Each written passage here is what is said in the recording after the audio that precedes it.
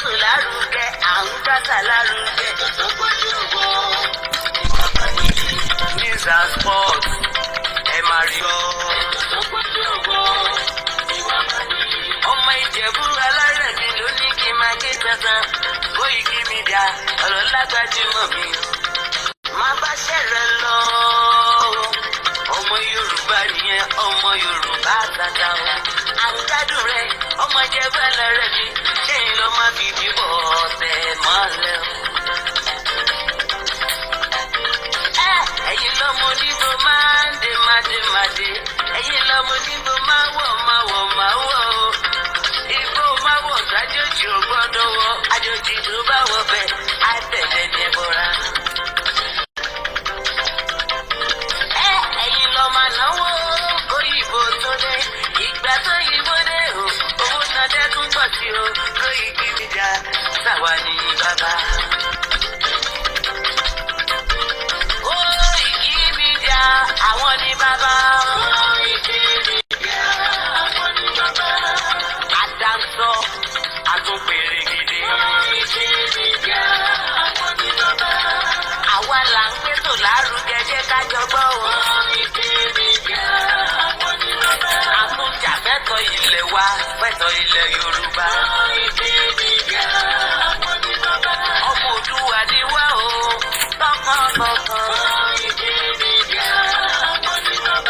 ikú tó ṣe bí lébi òsì àdìmú bàbá iyọ̀. We bring you one closer to your doorstep. Afẹ́fẹ́ tó fẹ́ o tó kàn jù kó lára ni.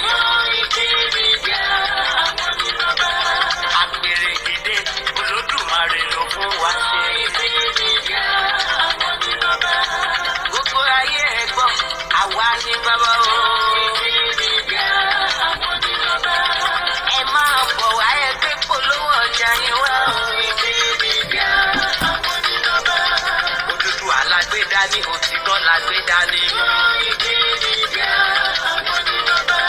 a ti sọ̀dálẹ̀ a ti sọdí kẹta. Àgùntàn àtúnpèrè kéde. Koiki Media we bring you one closer to your doorstep. Koiki Media is around. Is around o. Ladies and gentlemen, ẹ mú kálẹ̀ sílẹ̀, ẹ tẹ́ sí ẹ̀kọ́ ètò tó kojú gbogbo. Ladies and gentlemen, ẹ mú kálẹ̀ sílẹ̀, ẹ tẹ́ sí ẹ̀kọ́ ètò tó kojú gbogbo. Koiki Media is around. Koiki Media. mo kí ìyá tó bí mi lọ́mọ, mo kí Ọlákúnlé, mo kí gbogbo ọmọ Yorùbá, mo kí ìyá wa Fọláṣadé, mo kí ìyá wa Olúbùnmi Olóyèdé, mo kí grandma, mo kí granddad, mo kí America, mo kí New Zealand, mo kí Japan, mo kí Benin, mo kí Germany, mo kí bàbá wa Professor Adébánjí Akíntóyè, mo kí gbogbo ọmọ Yorùbá pé àtúkù oríire tèní èní á máa jẹ́ ọjọ́ ọpẹ́ náà ṣe níṣẹ́. ọjọ́ òní ọjọ́ tó lápẹ̀rẹ̀ gidi gan-an ni fún gbogbo ọmọ Yorùbá tàtà. orí ni ọmọ aléyà máa ọba ti kú ọ̀tá ìbáyọ̀ wọn ní alákọ̀ọ́rí ọmọ ti lọ wò èyí tí wọ́n ròyìn yẹ olúwọ ọba ńlọ kúkú sẹ́. Sunday máa gbé ọmọ Ìgbòho ṣàṣẹ́bẹ̀ lọ wà ọjà máa dúpẹ́ Olódùmarè ọba òkú ni. tí ọba ti tàbí wèrè pọ́jù òní ó tó pé ń tọ́ kí lọ mẹ́wàá láàrin àwọn ọmọ adarí mú gan. tàbí tí ọba ti tàbí kí ọmọ láàrin ìgbẹ́ kí lọ máa ṣẹ̀dá òfin ìró ọjọ́ máa dúpẹ́ lọ́wọ́ alágbẹ̀dẹ àyànmọ́ ọba tó fi ọ́ dára tó dùn. ọmọ Adéyẹmọ o ìwọ náà kọ́ Olódùmarè ọba ní kí ọlá lùdẹ. Sunday o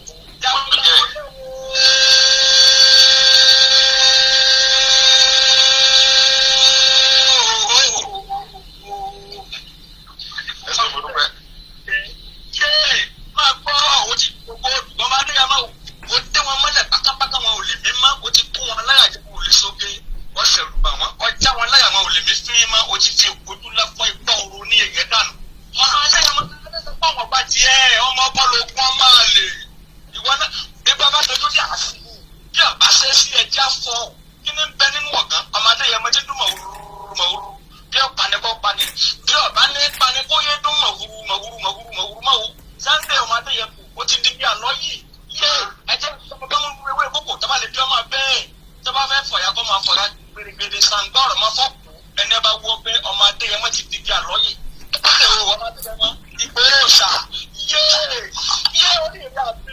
ọmọ Yorùbá àtàtà ọmọ ọgbọ̀n ní ọ̀hún ṣéun bẹ́ẹ̀ lọmọ ọgbọ́n ṣe ìwọ lọ́pàá gàmbàrí nípa ẹ̀sìn Sunday ọmọdé yẹn mọ ọpàá gàmbàrí nípa ẹ̀sìn ọ̀pọ̀ abúlé nípa ọ̀yà onítọ̀ ọmọdé Sunday Igboho sà ọ̀pẹ̀lẹ̀ bàbá rẹ lọ òrò ọmọ fẹ̀lá ọ̀lẹ́lẹ́lẹ́ mọ̀sùn lẹ́ẹ̀kan ọmọ akẹ́kẹ́ yẹn mo dá àárín òde wọ́n ní méjì tìbá rẹ̀ tààrà wọ́n ní méjì tìbá rẹ̀ àgàdà yìí wọ́n ní méjì tìbá rẹ̀ gbẹ̀dẹ́lógún ọ̀kan ilà àárọ̀ bẹ́ẹ̀ ní gbogbo ilé ìwọ̀n àgàdà lọ́dọ̀ àwọn rẹ̀ ọmọ gbọ́dọ̀ ọlọ́kọ̀ ní ní sọ́wọ́ akọ̀yẹ́sọ ọlọ́kọ̀ ní ní ìgbàlẹ̀ ọmọ adéyẹmọ Sunday ọ̀pọ̀ sàmà kú ogun ní nánilógún ogun ló ní ilé àárọ̀ ogun ni wọ́n fi jagun ìgbẹ́wẹ́jẹ́gbẹ́ ogun wọ̀nyí ẹjẹ́ àmẹ́ta wọn lóògùn ọ̀nà Sunday ọmọ adéyẹmọ Ìgbòho ṣà lónìí ilẹ̀ Yorùbá gbòmìnira dandan ni máa bá gbọ́ o àṣẹ ọlọ́dà yóò ìlànà lọ́dùnmọ́lẹ̀ ni ọmọ ìlú ọmọ adéyẹmọ dákun mọ́lẹ̀ àwọn oníṣẹ́ ẹ̀tọ́ kálukú mọ̀ fi dùn wọ́n orí kálukú ló kú ọdẹ kò tó dùn wọ́n á máa gbọ́ o gbogbo ọmọ Yorùbá ṣàṣà ẹ̀ tẹ́wá lóye ẹja fọwọ́pọ̀ ká tu ẹni tó lùwọ́ fi ṣe ká gbé lárugẹ gidi ni ẹni méjì wọ̀ wọn ò dùn ẹjọ́ òrodù lọ sí ibà méjì kọ́ o ẹni tó lùwọ́ fi kárán ọ̀gẹ́tọ̀ sí ẹni tó fara wọn Sunday ọmọ adéyẹmọ tó fara tiwa akọni tiwa akọni jagunjagun ọkùnrin tararara kọdọkẹlẹ ọmọ adéyẹmọ wọn máa gbọ́n fẹ́ sàgbà kan fún wọn ni ẹni tó bá ní kó òkú ní kékeré kó máa fọwọ́ àwọn síra wọn wọ́n ní kàkọ́ máa sọ̀rọ̀ ìdókòó dànù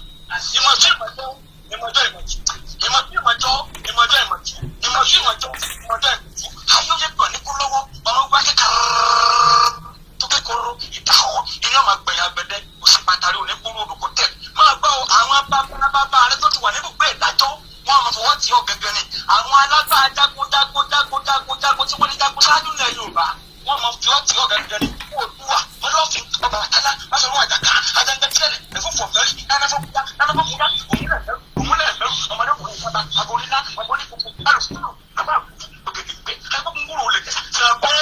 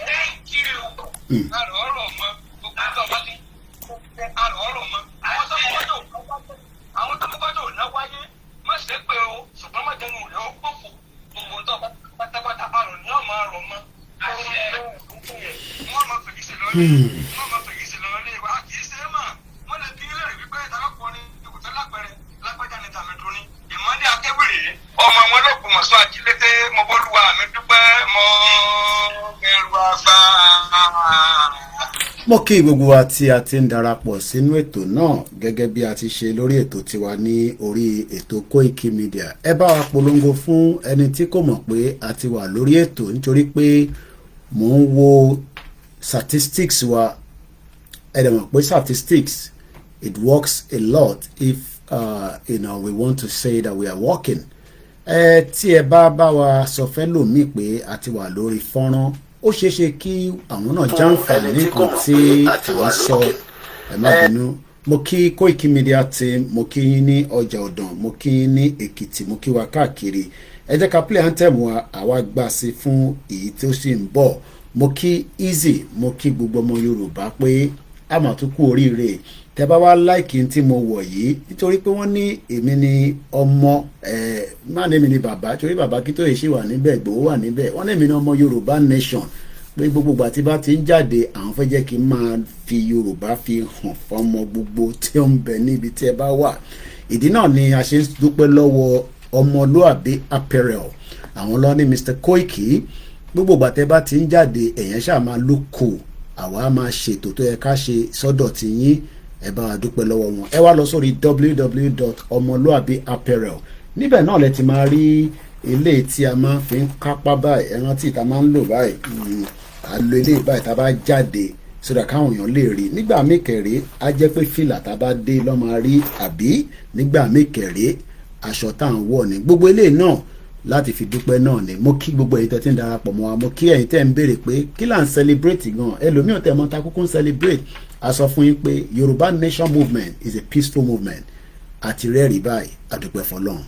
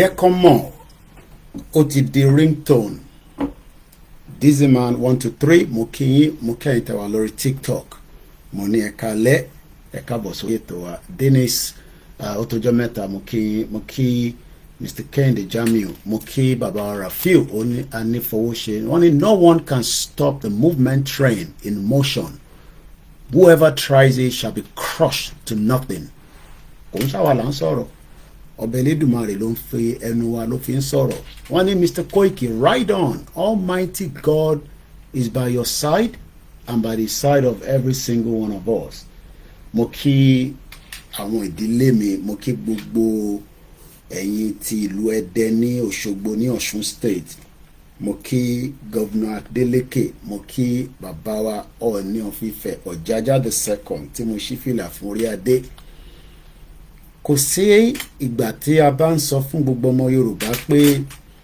ìrìn àjò Yorùbá nation is not something that you can joke with.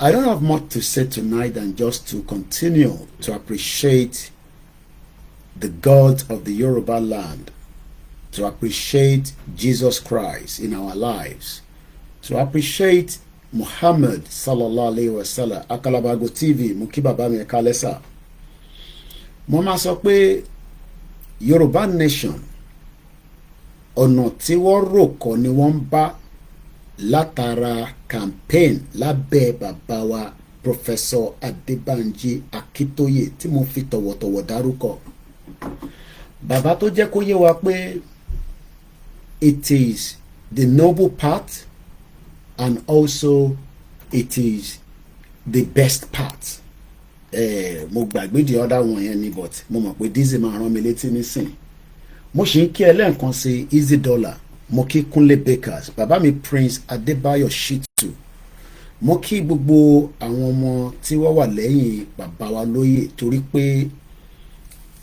mo rántí nígbà tí mo wà nílé gbogbo ìgbà lólóyè a máa sọ fún mi pé ọlọ́pàá tó ń bẹ lójú títì bí ìyà ṣe ń jẹ̀wọ́ ló ń jẹ̀wọ́n náà sójà tó ń bẹ lójú títì bí ìyà ṣe ń jẹ̀wọ́ náà ló ń jẹ̀wọ́n náà mo kí Grandma Comfort Adélẹ́yẹ bàbá kan pè mí láti Amẹ́ríkà a sọ̀rọ̀ rí kódà wọ́n ní ìyàwó àwọn kú wọ́n wá mix nọ́mbà yẹn ẹ mọ̀ pé tí ìṣẹ̀lẹ̀ bá ṣẹlẹ̀ séyàn ó ṣeé ṣe pé bóyá orúkọ tí àwọn kan fi save ara wọn but for whatever reason èmi ni wọ́n pè wọ́n wá pè wọ́n padà wọ́n ní Mrs. kinní kan mo ní kò ń ṣe Mrs. lélẹ́yìí o Kóìkì mi lọ́ba kó sàdúrà rẹpẹtẹ wọ́n ní lóòótọ́ Amẹ́ríkà làwọn wà wọ́n ní but ọ̀rọ̀ Yorùbá nation ó ti di dandan ó dẹ̀ ti di àsìkò nítorí pé ìyà tó ń fi wá jẹ gẹ́gẹ́ bí ọmọ Yorùbá nínú Nàìjíríà wọ́n ní kò dáa rárá wọ́n ṣàdúrà tó pọ̀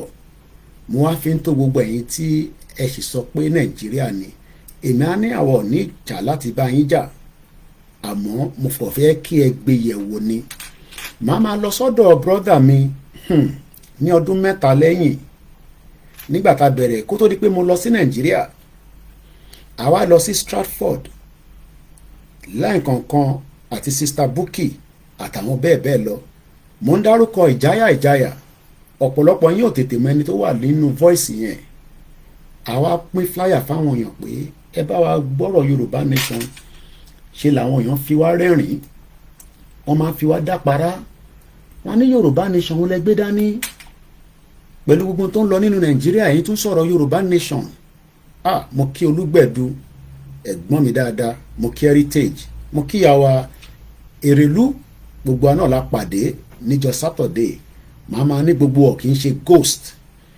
èmi á máa sọ pé iṣẹ́ ta gbé dání ọ̀pọ̀lọpọ̀ wọ́n misquote mi ní 3 years ago nígbà tí bá fẹ́ sọ pé a máa jà ní ìjà tẹ́yìn ń rò lọ́kàn ó lè máa yàtọ̀ sí ìtẹ̀mí ń rò ìjà tá kọ́kọ́ máa jà ní pé a kọ́kọ́ fi gbára wa jọ ká lè bára wa sọ òkodo ọ̀rọ̀ la máa ń sọ látọdún 3 ṣe wá rí i pé òkodo ọ̀rọ̀ yẹn ó dúró dáadáa nítorí pé tí kò bá dúró dáadáa ni mo polóyè is a privilege to be a spokesman kódà mo ní tó bá ní mo ní ṣe spokesman mi mọ́ àbí òun he still have my loyalty for life because ìtọ́lóyè ti dánwò tó ti ṣe kò ń ṣe pé àwọn kan ti ṣerú ẹ̀ rí àmọ́ ní generation tàwa yìí èmi ṣe ń rí ni òkodo ọ̀rọ̀ nítorí pé nígbà tí mo láǹfààní àti tó polóyè mo ní bá mi ẹ jẹ́ ká máa dúpẹ́ nítorí pé ìjọ́ tí mo pè yín àbí tẹ́ pè mí tí mo wà ní transit tí mo ní bá mi ẹ ṣe fẹsẹ̀fẹ́ ẹ̀yẹ́ má tún wọnú airport mọ́ ṣe mọ̀ pé wọ́n bá rò pé bí à ń ta gbé dání criminal offence ni ṣe wá rí i pé irú ọjọ́ èní ọjọ́ ayọ̀ ọjọ́ ìdúpẹ́ ni olóyè wa ń sọ fún mi pé bí ìwọ ṣe rí ni òun ò ní ìyàwó tó dé sínú airport kóun wá fẹsẹ̀fẹ́ òun ò ní dájú ọmọ Yorùbá ṣe bóun lọ́ fẹ́ mú ẹ̀kọ́ mú òun ìtọ́pẹ́dẹ̀ fún fóun ṣe Ọlọ́run ló ní ẹ̀mí òun mo tún gbọ́rọ̀ yẹn lálẹ́ yìí ṣe ni mo àti wọn wá jọ ń rẹ́rìn-ín àwa ń dúpẹ́ bá a ṣe wá ń dúpẹ́ náà a dúpẹ́ fún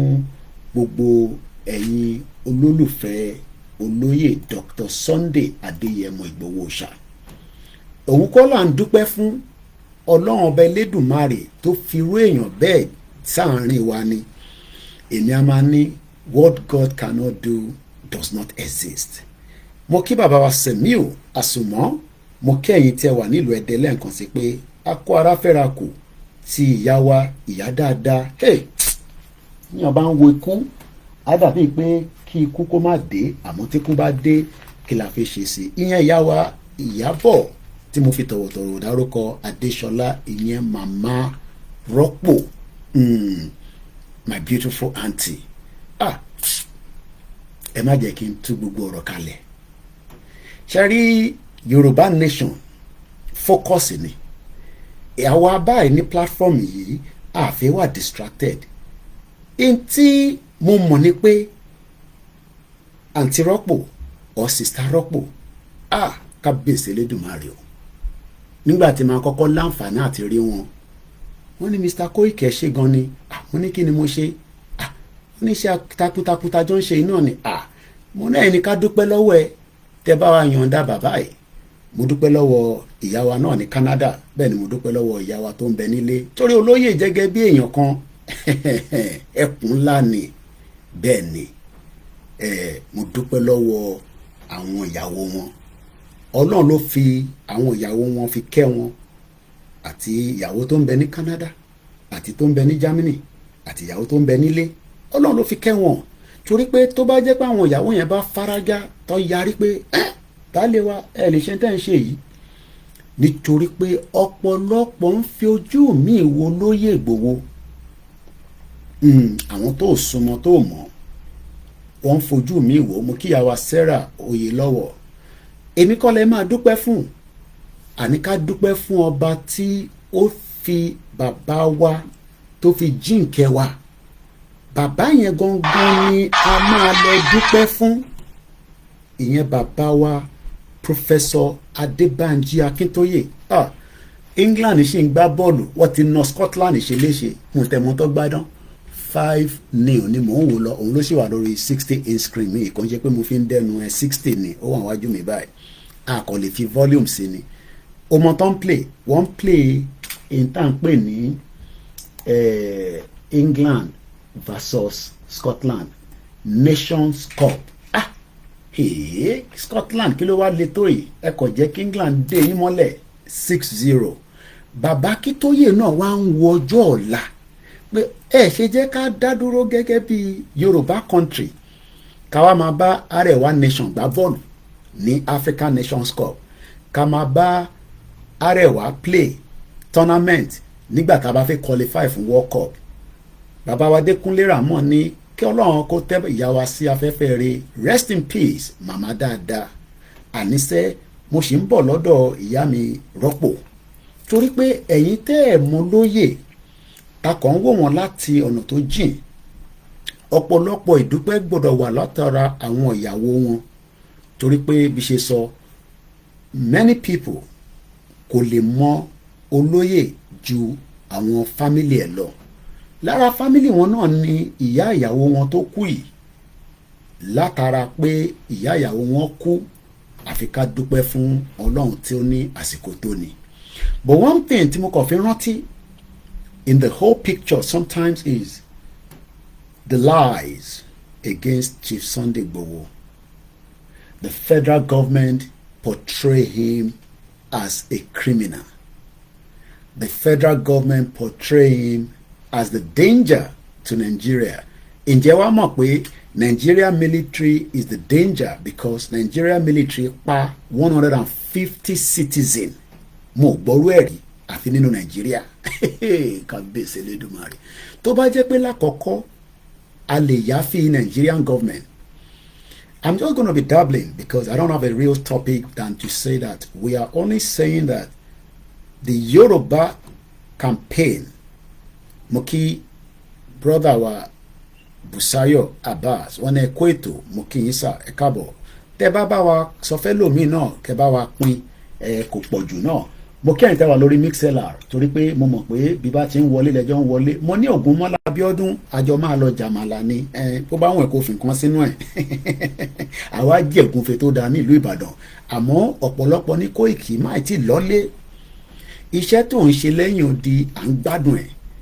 Bàbá kan nígbà tí mo post oríṣiríṣi nǹkan ní alẹ́ mọ́rọ̀ lẹ́yìn ó ní shut up, bàbá àgbàlagbà ni o lórí Facebook ó ní shut up, come back home, stop wasting your time. Which Yoruba nation? Mo ní kò likely kò jẹ́ Yoruba lélẹ̀ àwọn Fúlàní tó máa ń lò bí àṣà àròlé tẹ́ntẹ́n á ní àwọn Fúlàní àwọn ọmọ Yorùbá tí ìyá wọn ti lọ bá Fúlàní sùn tó ti bí wọn kalẹ̀. Àṣà ti ṣe ilẹ̀ Yorùbá mo ń fi tọ̀wọ̀tọ̀wọ̀ kí yín ẹ rí pé ẹ̀rín pọ̀ nínú ilé ìta fi ṣe nítorí pé ó tó bẹ́ẹ̀ ojú bẹ́ẹ̀ lọ.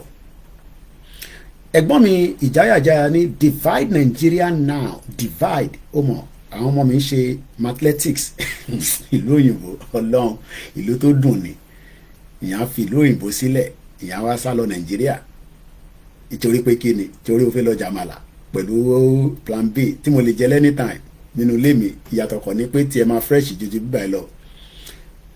Àwọn ọmọ wa tó ń gbé nílùú òyìnbó ó ní ọ̀pọ̀lọpọ̀ iṣẹ́ tó ti ṣe fún wọn látòrí pé kọ́kọ́ délé kó gbé tábìlẹ̀tì fún wọn, iPad làwọn ti wá ń lò nínú ilé, wá login pẹ̀lú username àti ID wọn tó fún wọn láti school. Tó bá ti login báyìí gbogbo athletics wọn inú ẹ̀ ló wà. Mo kíyà wa lé Àjàyí grandma ẹ káàbọ̀ sórí ètò. Mo kí gbogbo yín grandma, mo kẹ́yìn olólùfẹ́ wa ẹ ń bá wa pín ètò ẹ kì í láìkẹ̀ bọ̀ mo lè confam pé ẹ̀yin tẹ́ wà Nàìjíríà ẹ mọ̀ pé data ò ní parọ́ lórí Google jẹ́ kí n mọ̀ pé Kóìkì o Nàìjíríà ló ti ń gbọ́ ẹ jù. Ọláyọmí Kóìkì ìyẹn Kóìkì media inú Nàìjíríà lẹ ti ń gbọ́ mi jù. Á jẹ́ pé ẹ̀ ń gbádùn ètò yẹn bóyìnbó ṣe ń gbádùn tíì àti sìgá. Now kí ni mo fẹ́ fàyọ̀ ń bẹ̀ ni pé àwọn ọmọ wa tó ń gbé ní bíbáyìí àtàwọn ọmọ tó ń gbé ní Nàìjíríà kẹ́ tó bí tiwọn á pẹ́ o kò ń ṣe pa fi ń dẹnu o nítorí pé àwọn ọmọ yẹn wọ́n ti fi gbogbo nǹkan tó lè jẹ́ kó easy wọ́n ti fi jíǹkì wọn. As an example, the tablet tó bá ti login inú ẹ̀ ló ti máa ṣe athletics, inú ẹ̀ ló ti máa ṣe English, bọ́dẹ̀ ṣe ó ń connect padà sínú school wọn. Kódà by the time tó bá máa fi lọ sí school níjọ́ kejì teacher máa sọ fún wọn pé you did only 10, 20 lòun ní kò ṣe ó ṣe 20. This is what Baba Kiptoye started with. Ẹ̀gbọ́n mi ìjáyàjáyà ó wá tún ní kí n sọ fún gbogbo ọmọ Yorùbá pé ẹ jẹ́ ká divide Nàìjíríà kí àwa àti Biafra kájọ máa lọ gbá football nínú tournament, káwa àti how many other nations tó fẹ́ kúrò ní Nàìjíríà kájọ máa lọ gbá football so that we can be able to have our own squad. Kò ń ṣe èyí tí a bá fẹ́ lọ represent Nàìjíríà wọ́n máa mú bẹ́ńdẹ̀ wọ́n á mú Haúsá wọ́n á mú Ìgbò wọ́n á mú Ṣẹ̀kírì ẹni tó bá dẹ̀ ní ISB dání. Mo kí bàbá wa Lukman ẹ káàbọ̀ sórí ètò lẹ́ẹ̀kan sí i. Bàbá mi Adékúnlé ní bẹ́ẹ̀ ni wọ́n ní tó bá jẹ́ pé the last data àwọn máa reserve fún Koiki Media. Àwọn ọmọ òbí wọn máa jáde àwọn ọ̀dẹ̀ fẹ́ gé data ẹ má borrow data o ẹ̀yin tẹ́ ń borrow data. Èmi ò kí ń ṣe give away, I wish I can, but hopefully lágbára Ọlọ́run nígbà tí Yorùbá bá dé stage kan nínú ìrìn àjò yìí, maybe we can buy a satellite in the space. Eléyìí tó ń fìdí rẹmi báyìí, kí ló wá ṣẹlẹ̀ báyìí? Maybe we can buy a satellite, and that way we can use that to connect with each other. And I think that would be the best option. But for now, àwọn kì í fúnyàn ní data níbí báyìí, a kì í ṣe giveaway. But níbí báyìí, the only giveaway I can give you is Yoruba Nation campaign. If you can take that, if you can accept it, it will be in the interest of Ugbomo Yoruba. But we are not forcing it on anybody. We are not saying don elati accept the lọ́wọ́. But one thing is, it is in the interest that if we do not divide Nigeria, Nigeria will be divided eventually. Either you like it or not. Nigeria is a scam. It is also fraudulent with a frustration constitution, policy and practice. Hey, when I want go me láti òkè Ògùn. Chop noku. Technology ti débẹ̀. Mo kí gbogbo yín ní òkè Ògùn. Mo kí Governor Dàpọ̀ Abíọ́dún. Ẹ bá wa ṣe gbogbo títì. Wọ́n send video kan sí mi, àwọn títì yẹn ò dá rárá. Ẹ bá wa ṣe títì. Ẹ dẹ̀ fáwọn èèyàn wa lóúnjẹ bí ń pa àwọn èèyàn wa torí àwọn olówó ta fi fẹ́ anybody.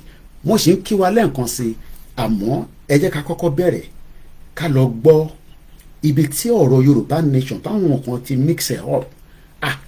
Ṣe fẹ́ dà lúrú ni? Ẹlẹ́wọ̀n mà làwọn eléèkẹ́ báwo ló ṣe ń ṣe yín kẹ́?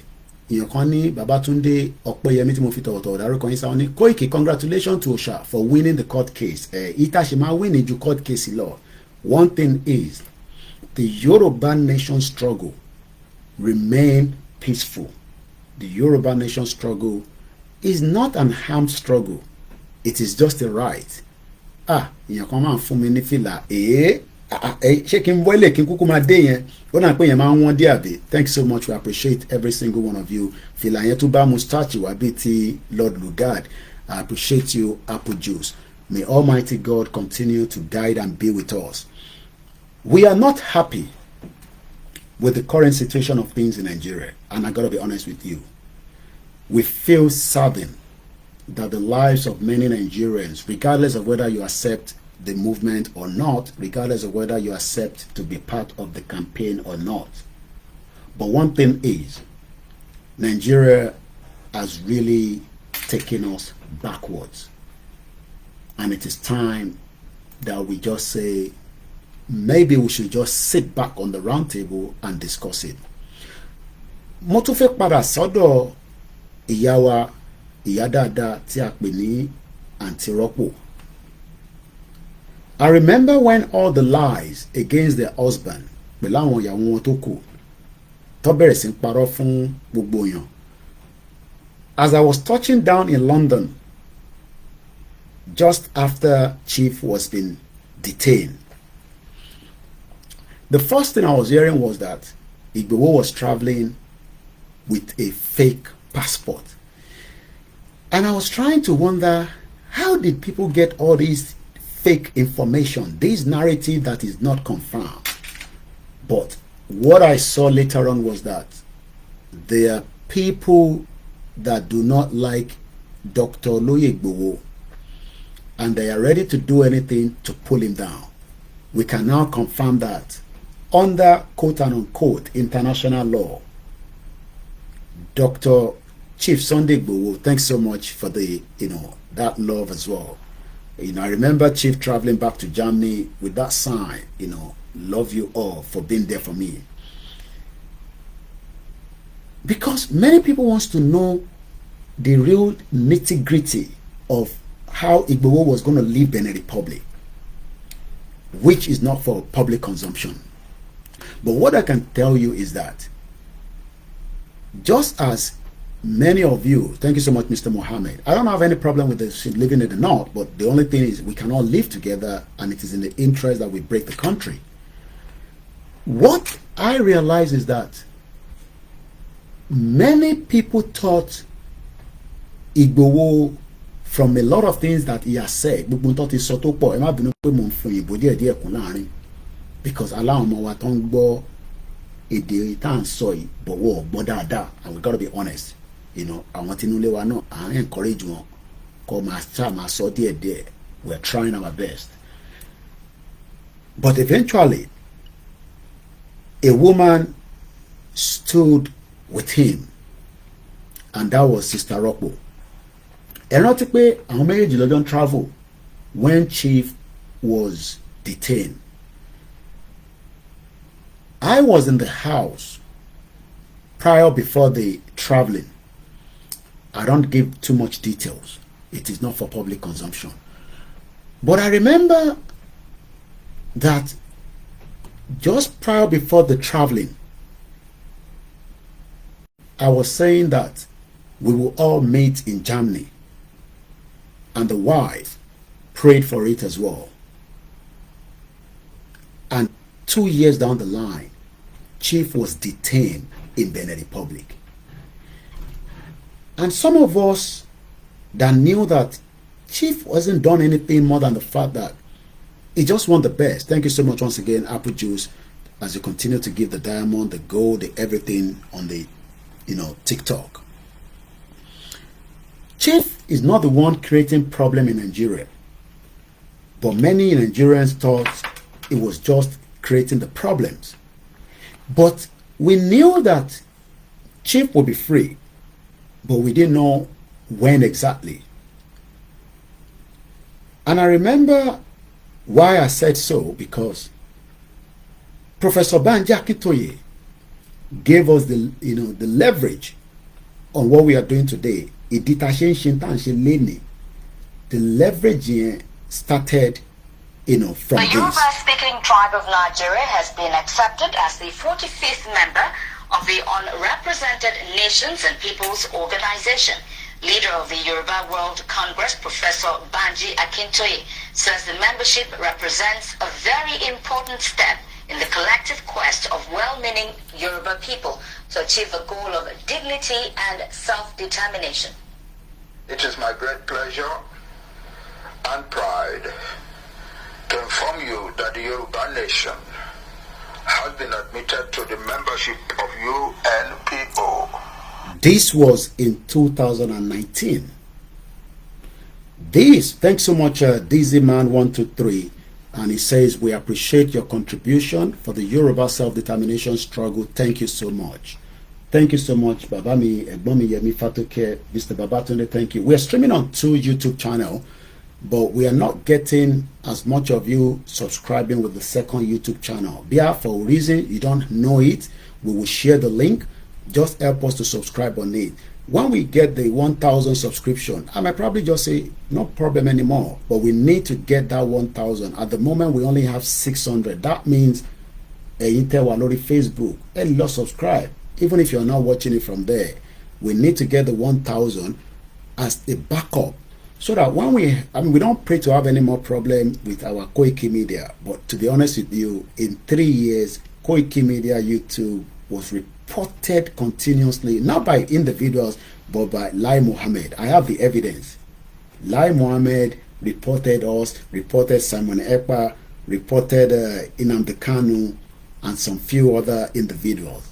Because the reason why mine was reported, because my link with the Yoruba Nation and Oloye Igboho, because what we were told, I can get that information under freedom of information, but I'll keep that for another day. What we were told is that we were going to create problem before the election, and they should restrict us on the YouTube. But I've been able to fight that, and hopefully in the new year, the Koiki Media will get back to its normal track.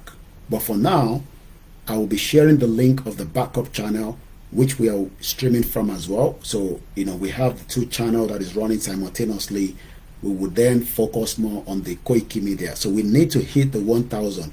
Can we get that end of this month? Charlie, promise you, Koiki, after any 1,000 subscription here now. You have 42,000 on one of your channel. Just take some of them and put it there. But the problem is, people are watching us, but they are not subscribing onto the backup channel. So I'm going to be sharing the link. If you're not aware of that link, help us to go there and click on it. It's called the WD76. Remy Official, I cite you. If I don't wear my glasses, I can't see very well, but I think it's too much kuli. Now, The reason why I have to remind us that that video is 2019 because I don't want Mofekene Toshi and video Ikurupe what it declare Yoruba nation and all that. Yoruba nation is not yet a country in terms of around the world as as a country that is going to start running has been declared by some of those that have said we have declared Yoruba nation. That is just play 10 years. But in reality, the movement is on the right track. Look, kudos to the lawyers. I've been able to speak to one of the lawyers behind the court case of Igboho from the ECOWAS. It's a privilege. I spoke to him tonight. Modupelo Babawa Gani Alagbala, and thanks so much as well to Iyawa Janet Fashaki. Many people say nothing is happening. But if nothing is happening, what led to this court case? Because some of us probably even don't know that there's a court case going on. One day, there will be these. Thank you so much, Apple Juice, for continuity of these. You also give me a Christmas today, not today. Thanks so much. I appreciate it. One day, the movement will get to another level where it will become much better. But in ten rule, ó máa di ogun tí Igboho máa kógun wá sí Nigeria. No, Igboho ní láti kógun wá sí Nigeria. The federal government under this current administration just killed 150 innocent lives in Kaduna. That is a crime against humanity. So I want to remind us again that in 2019, Professor Adebanji Akintoye registered us under the UNPO, Unrepresented People Organization. We are not the only one in this organization. There's about 40 something of us, but we are the number 44. That shows that we are on the right track and we are doing what is needed, what is needful to become a country of our own. The federal government might not accept us as we are saying that we want to have an independent country, but inside, within them, I'm sure they are aware that it is the last thing that can resolve the tension, the fight among the Yoruba people, the Igbos, and the other ethnic groups in Nigeria. So when Baba Akintoye registered us, that alone indicates that the movement from day one, Baba Akintoye said it was never going to be violent. I understand that my own utterances might not have sit well with the federal government, because the federal government, Mokibabawa Obogboni, it was nice to see him in London. Tomorrow, you will hear exclusive interview that he granted us before he left the party on Saturday, the Thanksgiving.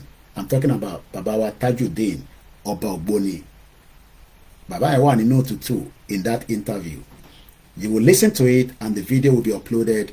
We'll see how we can manage the video. If the video will be able to show while I'm doing the Star Radio tomorrow. But if not, Egbo voice one. But the real video will be circulated on all the Koiki Media platforms. I am not the only Koiki Media. I have the backup team that are working day and night.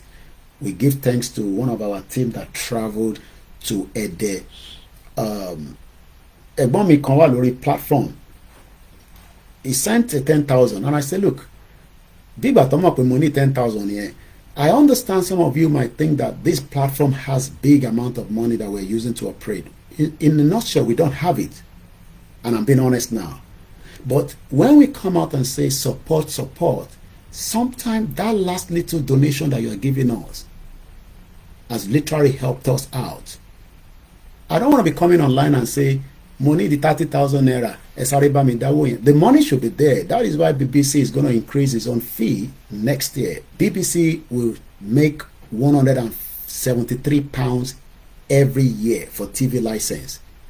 You must pay it.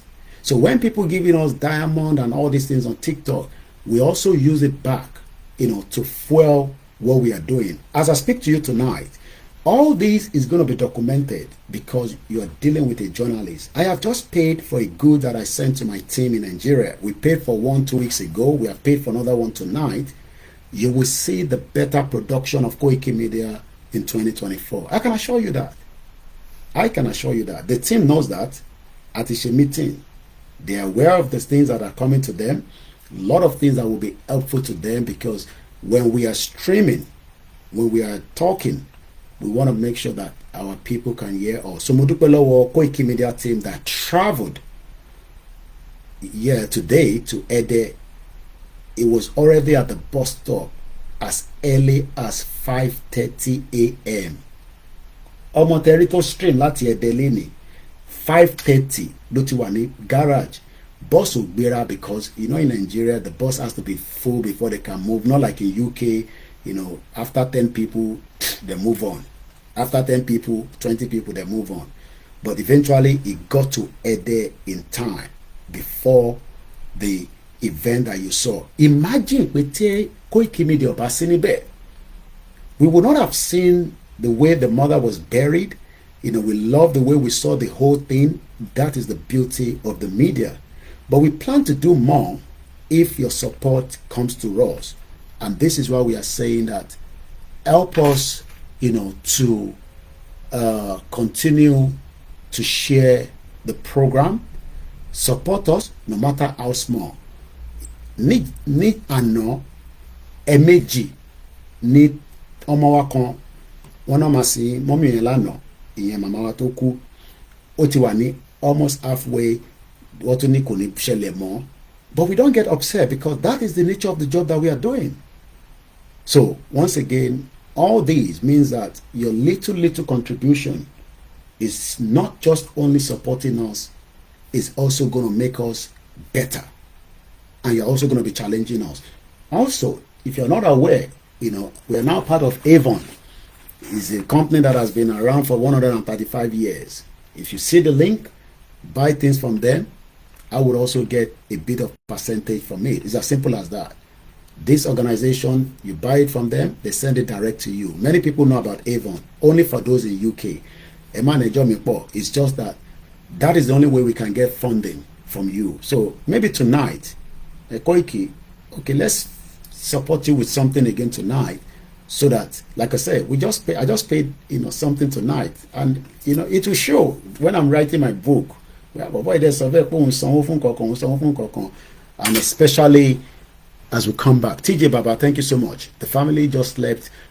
I said to my wife, I'm not going to do any program tonight anymore. And my wife was challenging me, say, why? I was tired. No, you can't be tired though. Your people are waiting for you. Me, I'm going to bed upstairs. Thank you so much, Peter. You do your program. Start early in case you want to go out, because I'm going to be busy tomorrow. It's Wednesday. Now, let's come back to the real program. Yoruba nation was never an intent to destroy Nigeria. Egbamidada. Yoruba nation was never an intent to destroy Nigeria. It was just to bring the conscious mind of Nigerians to the current state of, okay, some of you think that it's going to be an election that will solve the problem. Why some of us say, no, election cannot solve the problem. And I hope that as 2027 is around the corner, and it is really around the corner, ọmọ Yorùbá kọ̀ọ̀kan gbọ́dọ̀ tú sọ pé òun fẹ́ lọ dìbò. If we can agree and accept that, it will make our job very faster. Moke Egbomi Jaya, he said the time is now to divide. We don't want to wait till things get a little bit escalated. This is the reason why we are campaigning rigorously all the time. I know that the movement got divided. Nobody can distract us. Nobody can take the movement away from us. Thank you so much to the backup team. And if you're wondering how you want to support, you can send it through the PayPal. Every details is on our website, or you can just follow those information being posted. If you're not too sure of anything, just keep the money and try and get in touch with me. Also, there are any phones, second-hand phones, a wipe it off, Mr. Koiki, where do we send it to? I will receive it. I have 15 staff. I've sent 4 phones already.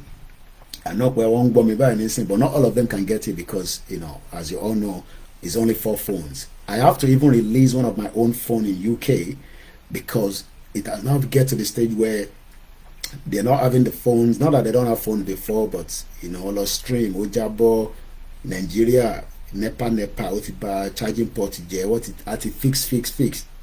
So I've sent 4 phones to Nigeria right now. Out of the 15 of them, I'm not going to tell which one is going to get the phones, but the phones will be received to them latest in the next couple of days. And we've sent other things that is going to be useful for the broadcasting that we do. Just like when I'm doing it in the UK, we want them to be perfect and they know what I want. They will not stream and get you like this. The reason why Tiesheri Omowato stream by Leni, he had to change the phone to somebody's phone because his own phone was overheating. I don't like them when they do broadcast like this. It has to be like this. But I know I'm doing it like this because my laptop is still being worked on. Now, nobody is coming to save Nigeria. That is a fact. Kò sẹ́ni kankan tó máa save Nigeria. Àwa la máa save ara wa from the current state of Nigeria.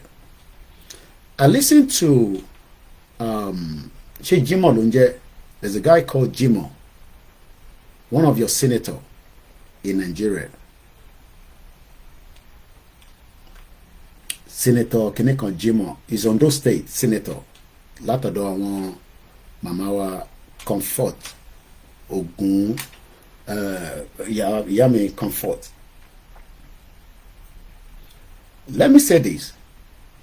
It was on Seun Kimbaloye's program, I think 2 days ago, on Politics Today. He was defending Tinubu budget and says that we need to borrow more money because he was using the eye mark of America.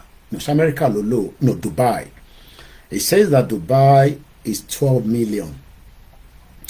And at the moment, Dubai has borrowed over 164 billion US dollars.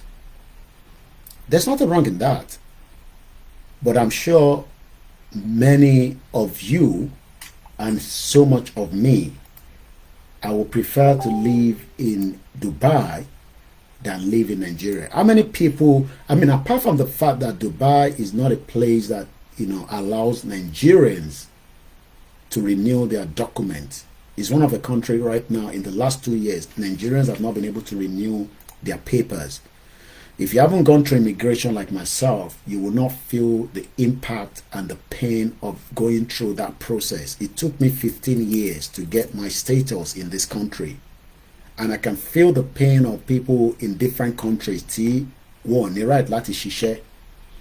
And they are struggling day in, day out to survive.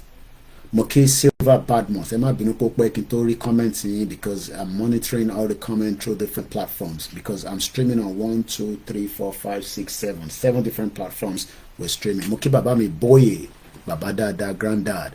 One good evening. God willing, Yoruba nation will stand. Nigeria is a goner, not like Arsenal. Nigeria is gone. It's an hopeless country. Very, very hopeless. Dadiwa Ayodele Adile Yesokwe, thanks for your leadership and courage. Professor Akintoye said Yoruba nation is the only option. Is the noble path and the noble goal. That was what I was looking for. Let me remind us, Mukiba Baba, Mr. Idowu, so I'm just picking some of the comments as I see them. Kunle Bakers, whenever he comes in, he sends us his own super chat. It's been a while that we've received this thing, since April. We lost, our monetization, but at the moment, the backup channel seems to give us that privilege at the moment. So since April, we couldn't make money from the super chat. So when I see that £10 like that, like, oh my God, 10 Canadian dollar. And that is Kunle Bakers. If I come out 3 times, it does that all the time. I'm sure some of you wants to do as well. Maybe if you go on the backup channel, you'll be able to send us that little gift. We don't have it on Koiki Media because, like I said, Koiki Media lost its monetization since April. When people are saying, it looks like this guy is asking for money, BBC will be increasing their TV license to £173 from 159. I didn't even know that they freeze it from 2 years' time. So don't look at it as somebody that is looking for money. No. Media needs to be funded. properly funded. Channels Television is funded. Al Jazeera is funded by the Qatar government. CNN is funded. Globacom advertise on CNN. They make a lot of money. Sky News makes a lot of money. Fox News make a lot of money.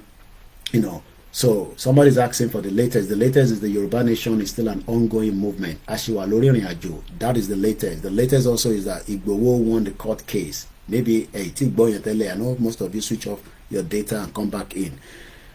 As I say all the time, this movement, the expectation was that it would be dead long time ago.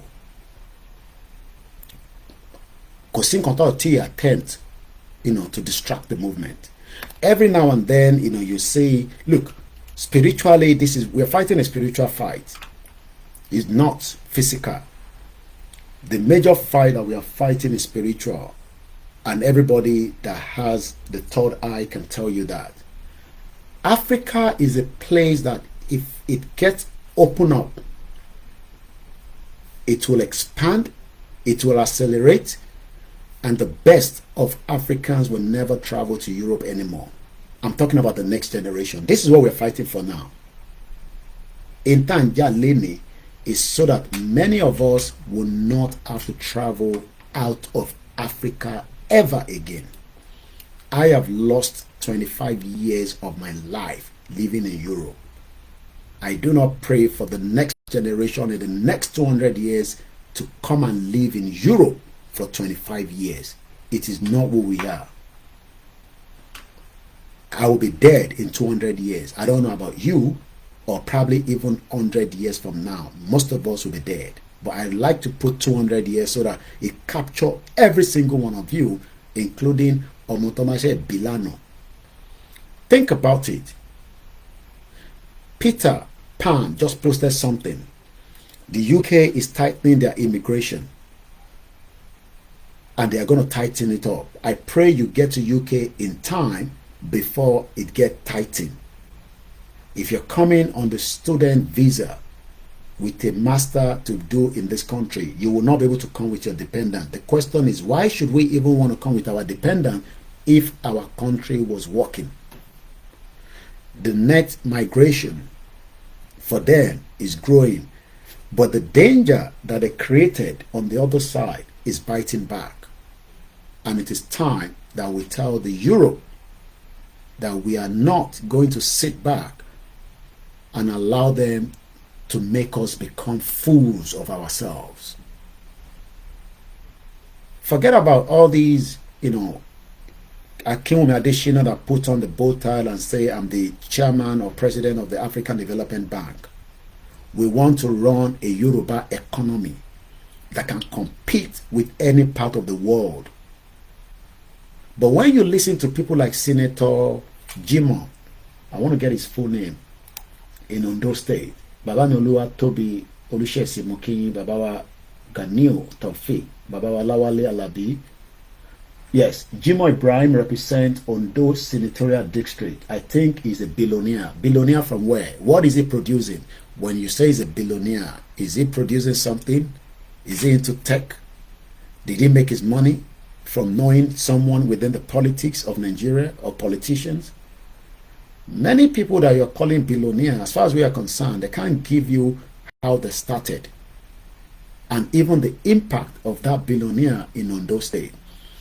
And as Peter Pan said, immigration, Nigeria will learn the hard way why they should support Yoruba and Oduduwa nation. Europe is moving to the artificial intelligent economy. So many jobs with the AI. I was in a meeting with my union yesterday, the National Union of Journalists. We were discussing the AI. Yoruba nation tí ẹ rò pé ó máa mú ìjà wá sínú Nàìjíríà. Òun kọ́ ló fẹ́ mú ìjà wá sínú Nàìjíríà. Èyí tó máa mú ìjà wá sínú Nàìjíríà fún rẹ̀, òun ni ebi àti àìní òtítọ́. Kò sí òtítọ́ kankan nínú Nàìjíríà. Mo kẹ́gbọ́n mi gbẹ̀du. Kò sí kí ni mo sọ. Kò sí òtítọ́ ẹyọ kan nínú Nàìjíríà. Òtítọ́ tẹ́ ń rò pé wà nínú Nàìjíríà is never going to be there. Someone sent me something, I picked it up and I went and checked it out. PA. How many people have heard about this before? Pangea. I'm going to pronounce it in the way I can. It is spelled P-A, remember if you see in the comment section, P-A-G-E-A-R, or, no, sorry, I'll take it out again, P-A-N-G-E-A. I'm going to now put it in a way that I'm in Europe and America and the rest of the world, and most of you in Nigeria will probably understand. Papa, Alpha, November, Golf, Echo, Alpha. Somebody said that. It's the first time I'm coming across this myself. This is why we must continue to learn a lot. Pangea, P-A-N-G-E-A. ìyá mi Yeti Queen, báwọn ni lecture ṣe ń lọ, mo kàn monitor yín ni o, bí monitoring spirit ni o. 1 week in lecture, many Yoruba women doing very well. Okay, somebody say Pangea pronounce. Well, I don't know, but it says P-A-N-G-E. I'm going to read a little bit about it. This struggle, for some, it's just going to come and it's going to go. Some of you never thought that we will still be standing. Some of you thought that we will fade away. Some even say that since Tinubu has been in power, nothing much has been done. A lot of people are saying different things and different things and different things. But one thing that is making us unique and different is that a ṣì dúró lórí pé Nigeria bó ṣe wà yẹn nígbà tá ti rí gbogbo evidence based mo kí Bashegun, a very hardworking Yoruba man, wọ́n parọ́ mọ́, wọ́n sọ oríṣiríṣi, they almost destroy him as well, but he never gave up. And today he's still standing. And I'll tell you that Bashegun is doing a lot of work behind the scene that some of us might not see within the next 1 year. These are scholars that are working quietly. He has told me what he's working on. By the time all these things start materializing, the world has no other option than to listen to the right of the Yoruba people, the Biafrans, the Arewa, the Middle Belt, and many people. Yes, you're right. You got it right there. I'm going to pin it. Alan Conde. P-A-N-G-E-A. How many people have heard about that word before? Mokele and Consent Lori Mixola. Shout out to those of you on the Twitter. We are fully locked in. We're not going to be here all night, but we will try to do as much before we go to bed. When that person sent the video of these penguin, I went to watch the video and I'm like, what is this all about? So I Google it, because that is the only way you can learn.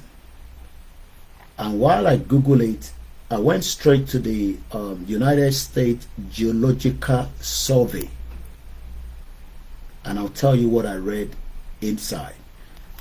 Ẹ̀yin tẹ́ jẹ́ ọmọ Yorùbá tí ẹ̀ ń wish pé ká má kúrò nínú Nigeria. Maybe a lot of us àìtí mọ̀ pé àwa gangan la di ayé yìí mú in that part of the continent called Africa. Tí ìran Yorùbá náà ti jáde nínú ẹ̀. So for the fact that you want to build a Nigeria, it is not going to be buildable anyway. It is all going to be lies, and many of us will die along the line. Just go back and look at how many people have died within your own household, or your friends, your network, your colleagues, and ask whether they benefited anything out of that continent before they died. Maybe some, 1 or 2 doing very well, but they've left nothing more than the fact that they've left rubbish for us to deal with. Ikú bàbá yèyé ọba kì í kú, but he has passed on. But ẹ bèrè lọ́wọ́ ara wa pé, why did they not finish the job? Ṣé àwa náà fẹ́ dúró halfway? Mukiyami Beauty _ mọ̀ pé it was nice to see you, as well as I met so many people on Saturday. Like I said, we are not ghosts, and we might be on the social media, but we are talking to real people, not artificial intelligence. Mo ṣì ń sọ pé the struggle is still unique. I've had people say, Koiki, things have slowed down, things is not working the way we want to see it. There's always I'm looking at it from different angle now. Some have even complained about different things that is not going to come into the forum. Alhaji Sanusi Mokin, Salam Alaikum, sir. But let me first say this. Our Yoruba campaign, we are campaigning against the evil demons of the world. We are dealing, look, Yoruba nation now concept around Sonny Bibai. We are trying to challenge the status quo of the world. We are trying to challenge the status quo. As we all believe in one thing or the other, the world that we are living today, this planet, there are people that wants to control it and they are not ready to let go.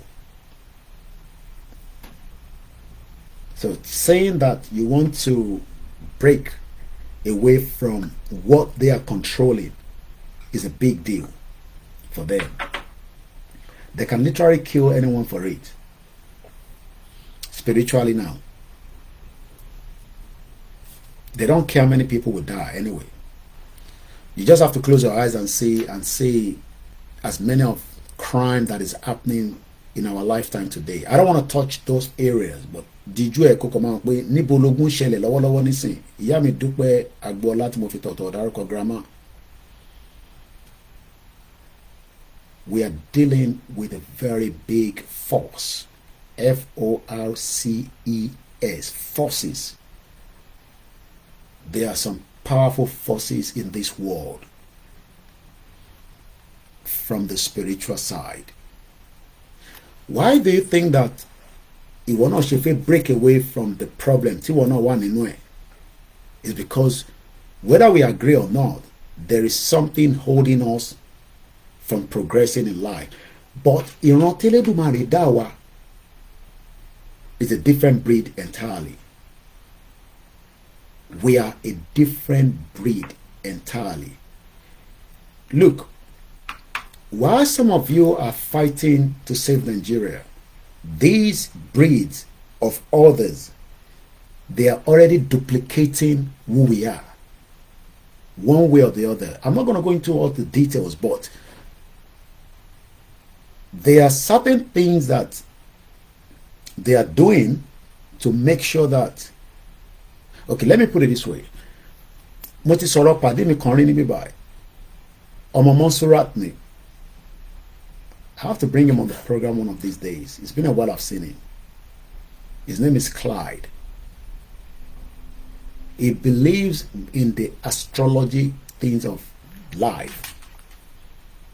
Ọmọ Monsurat ni. What we are seeing today is that the world itself, my map is somewhere behind me. I love to show it when I'm talking about the world.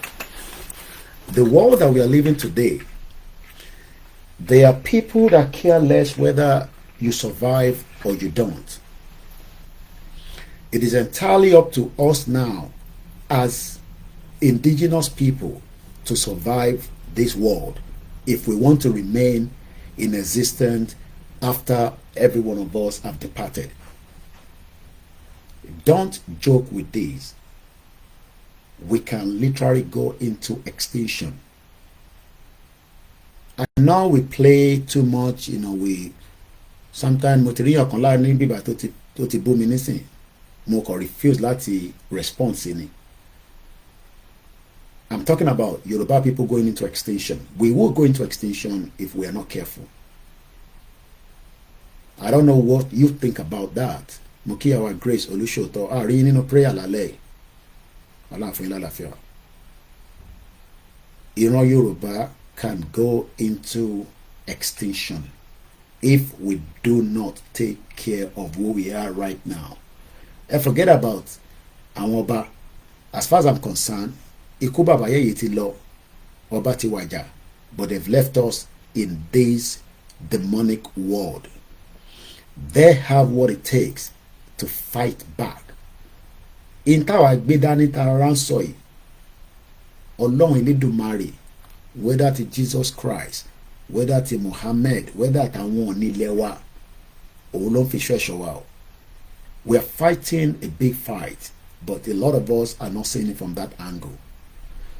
Kò ń ṣe gbogbo nǹkan tí ó ń lọ nínú ilẹ̀ Yorùbá ni mo mọ̀, but a lot of things have been done in a way that if we do not fight it now, àwọn tó wà nílé ò ní gbọ́ Yorùbá nation láíláí.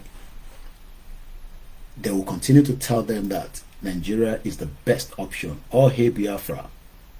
Aside to now. Bear with us now. Yoruba did plenty for this conversation tonight. I am not fooling. They don't care if our race goes into extinction. How do we protect it? Who are we? Ìjà ti bíra wa rí. Who are we? Ta ni wá gangan? Ta ni wá? Who are we? Are we just people that they say we are? Ìyá mi grandma Dúpẹ́, mo kí bàbá wa Àríyọ̀ Ọlámídé tí mo fi tọ̀wọ̀tọ̀wọ̀ dárúkọ dáàdì. Gbogbo yín bàbá yìí, mo mọ̀ pé gbogbo yín púpọ̀ nínú yín ẹ ti wà in your 50s, 60s, ẹ ti ní grandchildren. Kọ́lọ́run ìbà Elédùmarè kó má jẹ́ ká sunkún àwọn ọmọ wa nígbà tó ọ̀pọ̀lọpọ̀ wa tàbá ti lọ. I'm talking about the next 200 years from now. Mo ṣì máa padà sórí penguin yẹn, mo fẹ́ link ọ̀rọ̀ yìí mọ́ ọkàn tí mò ń sọ ni.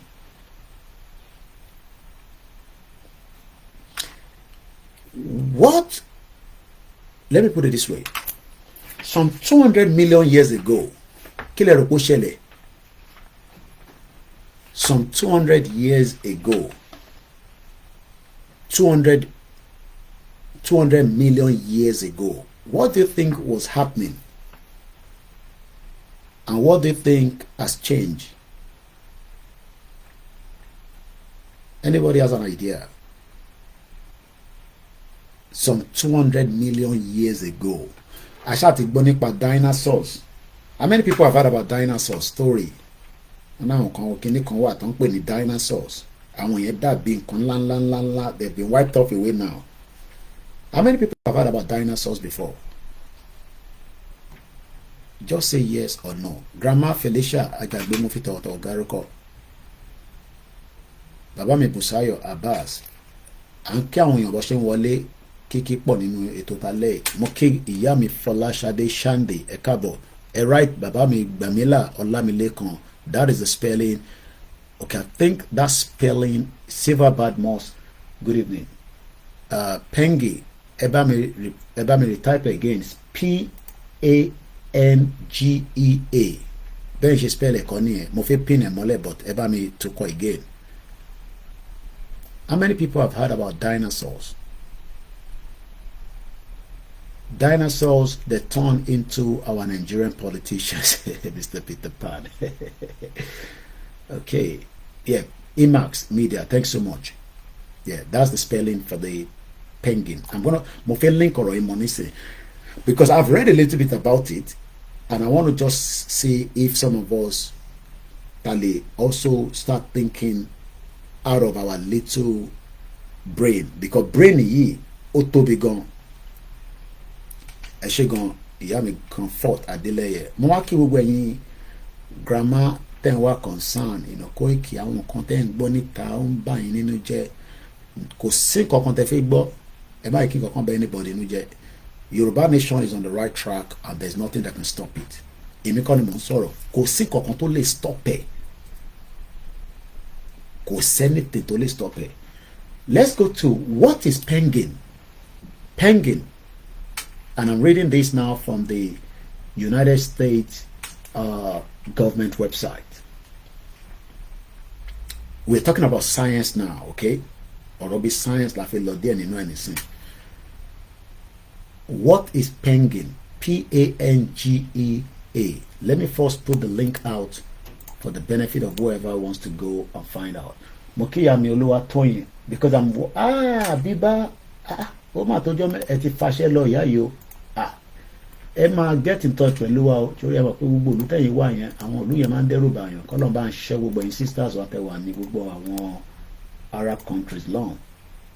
wà látà olórí ẹbí wa nìyẹn kọ̀kọ̀ sí kò yọjú sí mi lẹ́nu ọjọ́ mẹ́ta yìí àwọn ẹ̀mọ́ ìkí tó tọrọ ibi tó ti ń ṣiṣẹ́ wọ́n ti bá ń lò pa kọ́lọ́májẹ́ ló ẹ̀ pa Walata is the ancient supercontinent comprising all the present continents joined together which began to break up 200 oh my god Walata ti ó ti lọ ó ti fún yín ní tí mo fẹ́ sọ ẹ̀jẹ̀ ń pín ẹ̀ mọ́lẹ̀ link yẹn mo fẹ́ sí síta yẹn mo ní orí ètò yìí ẹni mídíà tó dáńtọ́ dáadáa ọlọ́ọ̀bá wọn pé mo mọ̀ pé iṣẹ́ ni mo kí àwa Olúwatóyìn Akínmúrun mo kí gbogbo ọmọ Yorùbá tí wọ́n ṣiṣẹ́ pẹ̀lú PDP APC àwa ò bínú sí yín kọ́lọ̀ ń jẹ́ kó tètè yé yín pé àwa gangan la délé ayé mú bọ̀wọ́ ti gbà kúrò lọ́wọ́ wa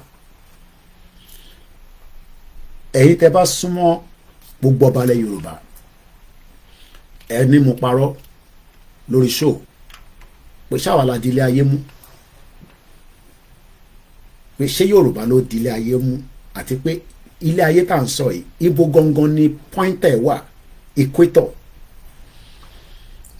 ayé this world ilé ayé tá à ń wò yìí wàsálẹ̀ rẹ̀ pa gbé dání ni iṣẹ́ tá gbé dání yìí iṣẹ́ tó lágbára gidi ni ọ̀pọ̀lọpọ̀ ìyá wa àwọn kan ní àwọn ìyá wa kan náà bọ́ra sí wòwò àwọn ṣàdúrà fún wa ìyẹn ló ń dá nǹkan dúró lọ́dọ̀ àwọn náà hùn wàláì tàlá ìsúnmọ́ bẹ̀ láì làzílà hùwà ẹ bèrè lọ́wọ́ balẹ̀ Yorùbá tó ní confam lọ́wọ́ pé ìran Yorùbá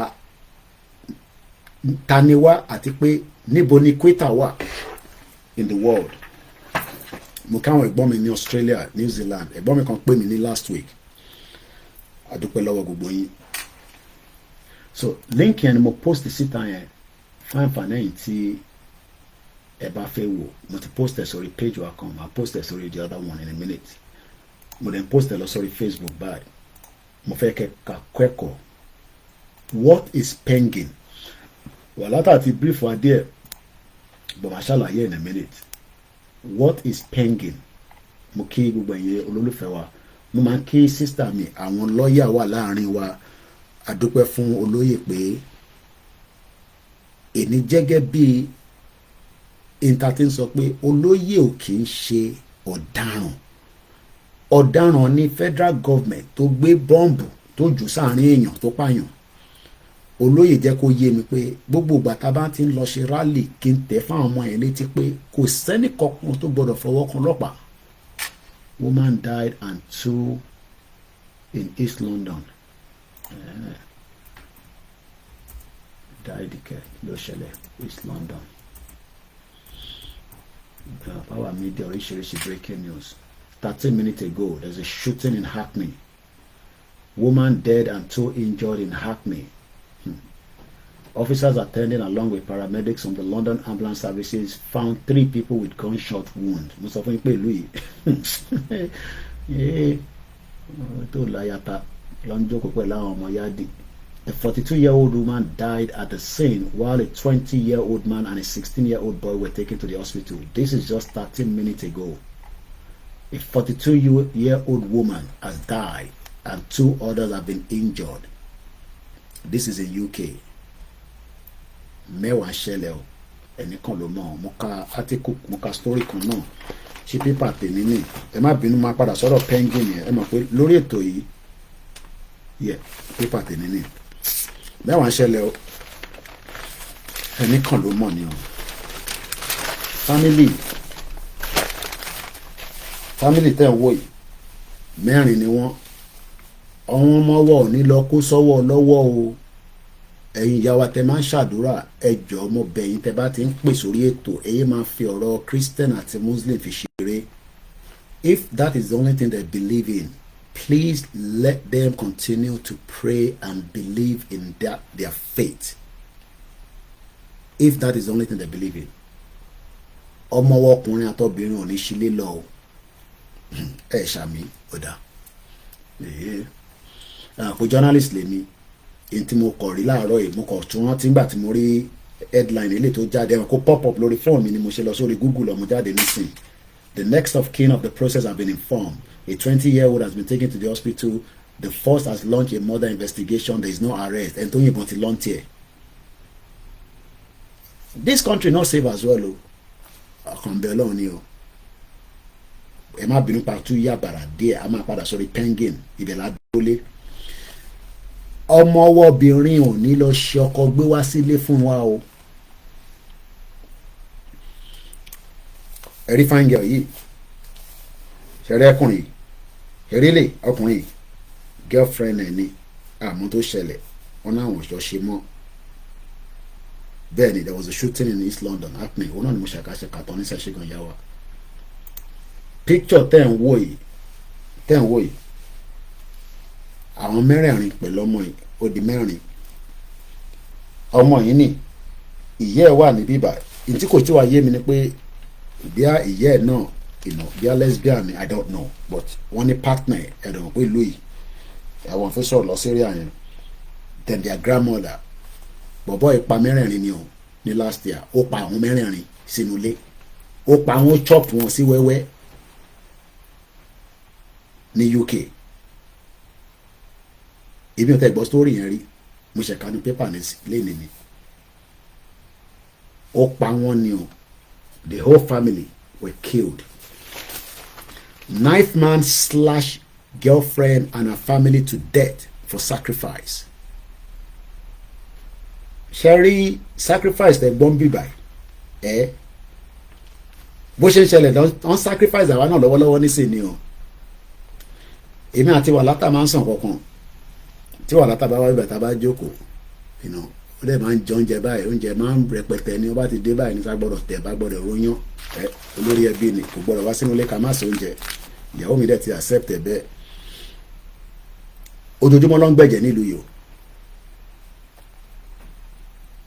bó ṣe ń gba ẹ̀jẹ̀ nílé náà lọ ẹ̀jẹ̀ kan lọ́tútù gbà ní ápùn yẹn you don't have to accept it but it is all spiritually intake.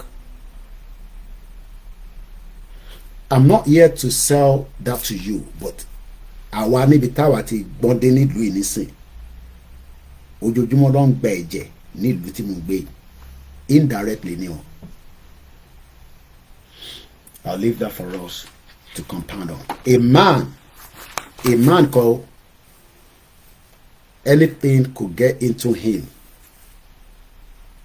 just like bá ṣe ń sọ fáwọn èèyàn wa pé Yorùbá máa lọ into extinction wọ́n ní shut up irọ́ ló ń pa ní London kéèyàn wọnú ilé kó pààyàn mẹ́rin tó dẹ̀ gé wọn sí wẹ́wẹ́ ẹ wá ní ojú lásán ni mo wá ń ṣàdúrà pé Ọlọ́run ní jẹ́ kọ́ ọmọ yín lọ gbérò èèyàn báyìí wá sí ilé ẹ̀ ṣàmì ẹ̀ ṣàṣẹ ẹ rò pé mò ń ṣeré ní London kò ń ṣe outside London lélẹ́ ti ṣẹlẹ̀ o. A man slashed his girlfriend and 3 generations of her family to death in a drug and alcohol fuel bloodbath, a court heard. Joshua Jackie, 29 years old, told police after stabbing his 4 victims, I did them for sacrifice. Òun fi wọ́n ṣe kí ló ń pè sacrifice ní Yorùbá. Ẹ bá mi kọ sí ní comment section ní kíákíá. Kí là ń pè ní sacrifice nílẹ̀ Yorùbá? Èèyàn kan wá jókòó sí Nàìjíríà ó ní rẹ́rẹ́ ọ̀run níbí báyìí àwọn èèyàn wá ń ṣàdúrà lójoojúmọ́ ẹ wá ní kó máa ṣàdúrà ìpè ní kó máa ṣẹ́ ó ti fi wọ́n ṣètùtù. Èyí tó yẹ kẹ́ wá béèrè ni pé ṣé ó wà on his own àbí another demon ló wọnú ẹ̀ mọ̀ pé àwọn kan máa ní èṣù kọ́ ní o ẹ má pe èṣù sínú nǹkan tó ṣẹlẹ̀ o ẹ lè máa ní devil àwa la lè èṣù ní tiwa kò sí nǹkan tó ràn pẹ̀lú èṣù o ó ti fi wọ́n ṣe tutù dànù. Let's move forward further. Wọ́n ti fi wọ́n rúbọ wọ́n ní fi wá rúbọ o. Ilẹ̀ Yorùbá tá à ń jà fún yìí ó need a lot of cleansing. Àwọn èèyàn ní gbọ́ Yorùbá nation náà ẹ má dákàdúrà o àwa ti ṣe kọjá lálẹ́ yìí àwa mẹ́rin la wà nú ẹ̀ àtọ́dún 2 la ti ń ṣe àdẹ̀ need anybody sí ìwọ náà lè dá tiẹ̀ lẹ̀ máa jẹ́ kí èèyàn kan wá deceive ẹ pé ẹ̀sìn tèmi ló dáa jù ẹ̀sìn tìyín ò dáa ibi tó bá ti ń ṣàdúrà ọmọ torí ìbọbẹ o kò sọ pé àmì o torí tọ́mọ ẹ bá lọ gbérò èèyàn báyìí wá tí wọ́n ti gbé démọ̀nì sí lára á pa anybody dànù ni o generation mẹ́rin ló ti pa o. So let's come back to the program again. Wọ́n ní fi wá rúbọ o gbogbo àwọn tó dẹ̀ filẹ̀ Yorùbá rúbọ gbogbo ẹ̀yin tí ẹ filẹ̀ Yorùbá rúbọ kò ń ṣàwà o kò ń ṣàwà àwọn tó fi rúbọ mọ́ra wọn àwọn tó torí pé n táwọn fẹ́ jẹ́ tó fi dì ní Nàìjíríà wọ́n ti filẹ̀ Yorùbá rúbọ ẹni káwọn balẹ̀ Yorùbá kọ́ wọnú ìgbàlà àbí whatever wọn kọ́ go into that spiritual realm káwọn wá jáde kọ́ wá sọ fún wa pé wọ́n ti filẹ̀ Yorùbá rúbọ.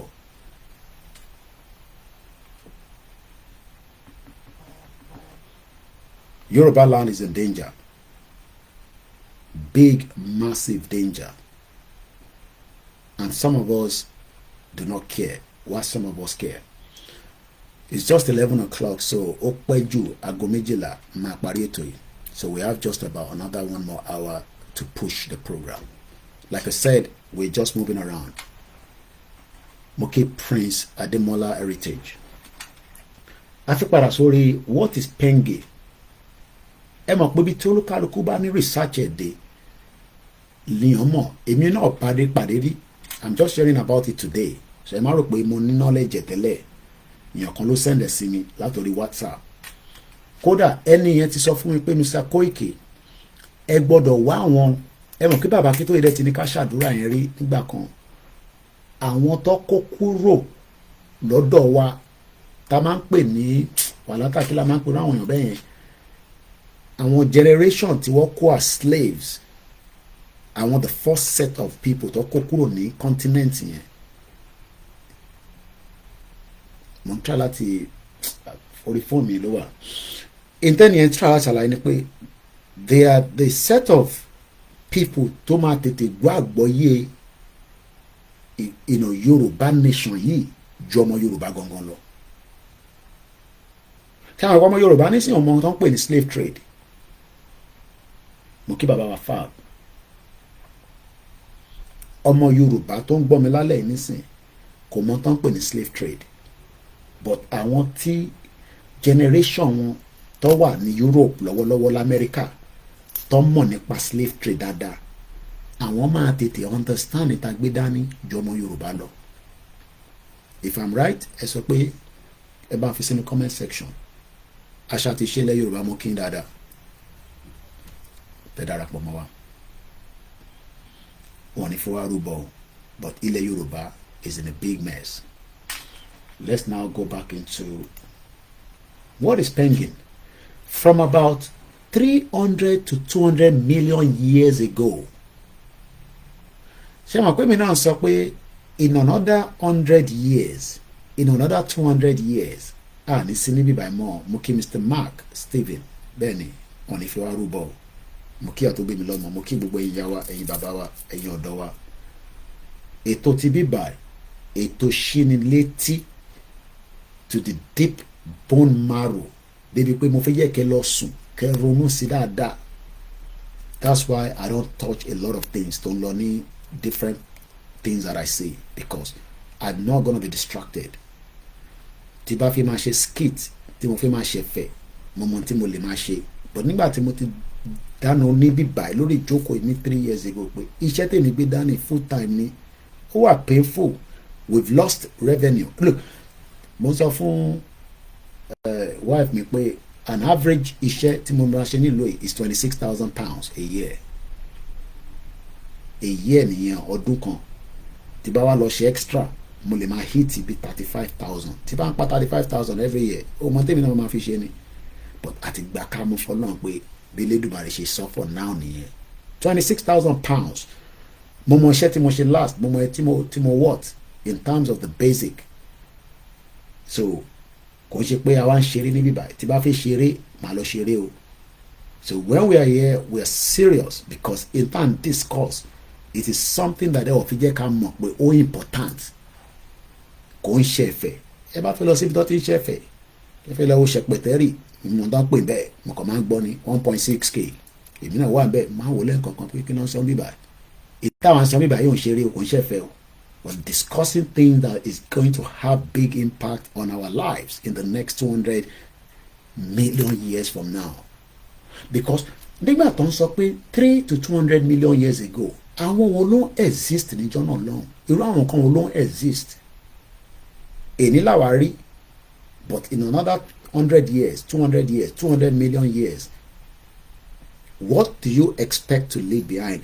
Tó bá jẹ́ pé o gbọ́ bíbá tí mò ń sọ ìtẹ́lẹ̀ is a different thing. But for the fact that we are telling you that we are now living in a very, very demonic world, tí wọ́n fi jẹ́ kí ògo tiyàn kan kó dìde, wọ́n fi suppress ẹ̀ mọ́lẹ̀, and that is becoming a challenge between us and the other third faces or third eyes. About 200 to 300 million years ago, the late Paleozoic Era until the very late Triassic, the continent we now know as North America was contiguous with Africa. Mo fẹ́ ká lọ wo meaning contiguous yẹn. I know the meaning, but mo kàn fẹ́ ká mú jáde. Mo kẹ́yìn ọ̀jọ̀gbọ́n tẹ́ wà lórí ètò wa. Kí là ń pè ní, mo fẹ́ kọ́ òbí ó lè fún mi ní sound ẹ̀ jáde. Tàbá ní kí ló dé tí mo rí audio jáde? Contiguous. Okay.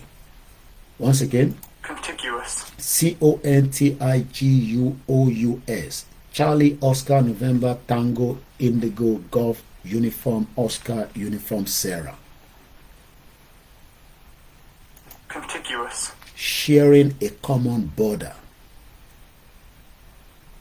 Border kan ni ó mean sharing a common border. Next or together in sequence. Then people ask, what does contiguous mean in a simple term? Touching, connected, throughout in an unbroken sequence. Kọ́lọ́ jẹ́ kí n tètè rí ẹ mọ̀ pé mo ní àná àrígbọ́ọ̀lù yẹn mo lè rí ní mo lè tó rí ní wàlẹ́ tó tọ́jú ọ̀rọ̀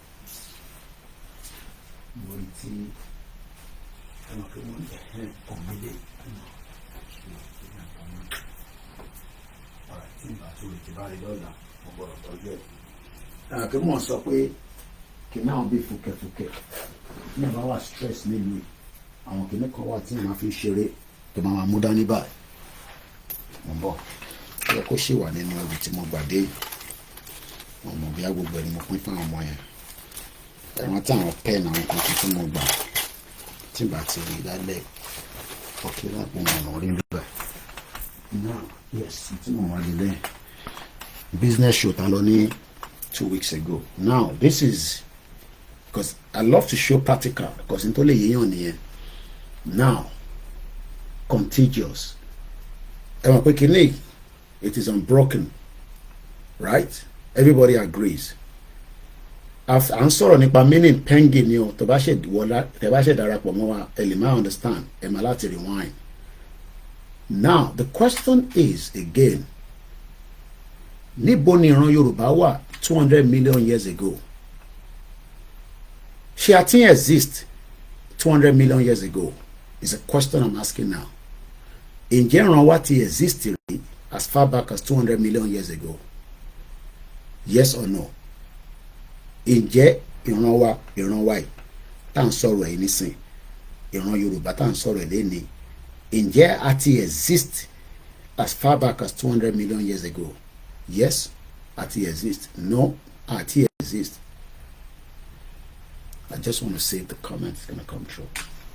Mo kí gbogbo alẹ́ nǹkan sí o. Mo kí gbogbo apẹ̀ kalẹ̀ ẹ̀ka bọ̀ sórí ètò. Contiguous. Okay, Mr. Adeniyi àwọn nìkan ló wà lórí program wọ́n ní yes. Ẹ̀gbọ́n mi ìjáyàjà sọ pé yes.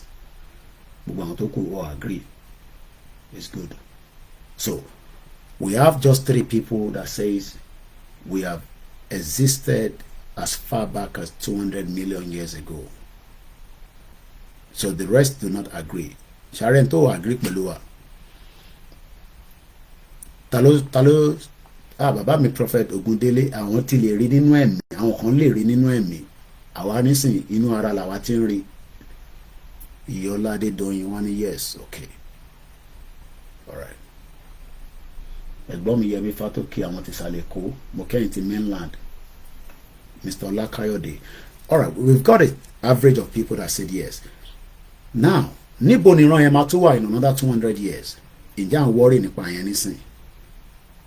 If we have existed 200 million years ago, ǹjẹ́ àwa concern pé níbo ló tún máa wà again? This is where it becomes interesting. Now, ẹ jẹ́ ká padà sórí Pangea, Pangea, Papa Alpha November Golf Echo Alpha. Àwọn tí ó ní pronunciation yẹn ó ti yé wọn bẹ́ẹ̀ yẹn tó bá pè wà lè understand. From about 3 to 200 years ago, the North America, ìtàn pè ní North America, mo kẹ́gbọ́n mi ní village, was contiguous with Africa and South America and Europe. Ibi tó ń pè ní North America lẹ́nìí, wọ́n náà wà contiguous pẹ̀lú Africa. What does that mean for a layman? Báwo la ṣe lè break it down tó máa yé mi tó máa yé yín náà? Let's go further. They all existed as a single continent. Single continent ní gbogbo ẹ̀tẹ́lẹ̀. Ojú kan báyìí ni, kò sí border, kò sí pé tó bá dé America, ó yá show me your passport. Kò sí pé tó bá débì kan l'Africa, show me your passport. Ṣó ti ń yẹ nísìn. Now, à ń gbọ́ court immigration tó bá yẹ ó wà ní pépà tèmi. UK náà wọ́n gbà mọ́, ẹ má wá sílùú àwọn mọ́. Àwọn need anybody. Kódà ẹni tó bá máa wá nísìn ó gbọ́dọ̀ máa earn 35,000 yàtọ̀ sáwọn tó bá máa ṣiṣẹ́ nínú healthcare sector nìkan ló máa earn 26,000. If tí Nigeria bá dá lóòótọ́, why do we want to come here? Káwá sọ pé a fẹ́ máa earn. If you can earn 35,000 in Nigeria equivalent, what do you want to come and do here? And even if it's just to clean elderly people, which is the basic, or kó wá nulẹ̀, kó wá gbálẹ̀, kó wá fọ toilet, I can stay in Nigeria and do that if there's dignity and if I am paid the equivalent to the exchange rate of the country. But today, many of us are not getting that because what a break borders. So right now, UK is saying that we will cut 300,000 migrants and end the abuse of care visa. My question then is, why not fight for the future of our own instead of trying to secure and save a country that is not in favor of who we are? Baba John Ogundeleni, as far God created the world we are. The question is, today, Mukia Fatima Mustafa, we have been told lies that Odibatobade UK Lomashoriri is lies. And I'll tell you why. Because sometimes maybe some of us are better off in that continent called Africa. Family kan asolo Star Radio ní àárọ̀ because I ti lọ sí Jọ́kejì. Wọ́n ṣe dé sílùú ní January. I don't know what has happened. Ọkọ àti ìyàwó ní Suffolk. Ọkọ yẹn pa ìyàwó yẹn sínú ilé. Àwọn ọmọ mẹ́tẹ̀ẹ̀ta ti wà lọ́wọ́ kí àbáyé nísìn. Your calling the volume is too low. Ẹ má bínú bí àtòrí ó wà far away fún yín ni. Kò dẹ̀ sí nǹkan tí mo lè ṣe bí a kì í fi move ẹ̀ wá. Ẹ jẹ́ àgbé kákọ̀ fi move yín wá síwájú. So can cover closer. I think it's better like that.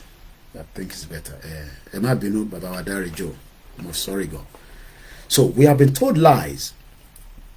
Pé tó bá máa wá sí UK o, ṣe mọ̀ pé economy ti yín kò ṣiṣẹ́. Economy yín ó slow.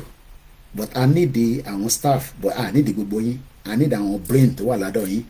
Ẹ fún aláwọn brain yín. Káwọn brain yín káwá máa send owó padà sílé. But ẹ máa go through borders before you get here. Now, this is just my own understanding. I might be wrong from what I'm reading here now. Again, Maturi wine ẹ̀ padà kó lè yé wa because nígbà tí mo ti fún wa ní the background of these pé nígbà kan rí kò sí nǹkan kan tó ń pè ní border. Some years back, millions of years back, everything was open. Kí ló wá fà tó di pé àti lọ Amẹ́ríkà wá dogun? Kí ló wà nínú Amẹ́ríkà tí a lè replicate sínú Africa? Kí ló wà nínú Amẹ́ríkà tá a lè replicate sílẹ̀ Yorùbá tó jẹ́ tiwantiwa? Bàbá Akíntóyè jẹ́ kó yé wa pé ní 1982 àwọn lọ sí South Korea. South Korea nísìn ti lọ fáfà jù wá lọ. Kí ló dé? Nítorí pé èdè kan náà ni wọ́n ń sọ, ẹ̀yà kan náà ni wọ́n. Ìtàn sanjọ yéra wọn, wọ́n lè jẹ́ kó move mountain. Nígbà tá a bá fẹ́ move mountain, Haúsá sọ fún wa pé máì tí move ẹ̀ ṣe sùúrù díẹ̀. Nígbà tá a bá fẹ́ move mountain, Igbo máa ní òun fẹ́ gbalẹ̀. Because that's what we are saying.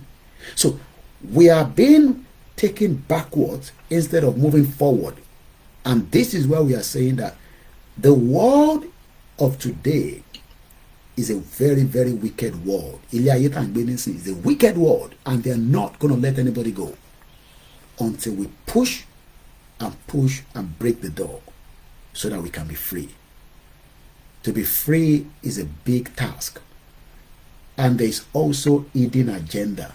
Mo kàn fẹ́ máa link àwọn ọ̀rọ̀ yẹn kí n má kọ̀ ka kíní ẹ̀ lọ gbùrù. Philippines, kódà àgbà tó ń sọ news yẹn mo gbọ́dọ̀ kàn láti sáré kọ́lẹ̀ kí n má lọ gbàgbé. Because tí bá wo news àbí tí bá wo TV mo máa ń gbé paper mi sẹ́gbẹ̀ẹ́ mi. Philippines yesterday, nǹkan kan ṣẹlẹ̀ ní Philippines ìyẹn lánàá. In tó ṣẹlẹ̀ ní Philippines ti ṣẹlẹ̀ nílẹ̀ Yorùbá just last year. Onímọ̀kọ sí bíbá bomb blast Marawi City, Philippines, attacked by ISIS. Àwọn olóńpẹ̀ ní ISIS, the Islamic ẹtìmọ̀ terrorist group yẹn. Àwọn yẹn burú ju Boko Haram. Ẹ̀ṣẹ̀rí Boko Haram kékeré làwọn yẹn. Àwọn ilé fẹ́ wipe gbogbo ìtàn pè ní whoever you are. Ẹ lọ wọn tó ṣe sí Syria. Ṣé mọ̀ pé Syria ní a lot of history. Ṣé mọ̀ pé the same people are, I'm not going to call any country now because I don't want to, because of the nature of my job. Ṣé mọ̀ pé the same set of people that create this ISIS are the same set of people that doesn't want us to go. ISIS is not anything more than a father. It was created. What creates one?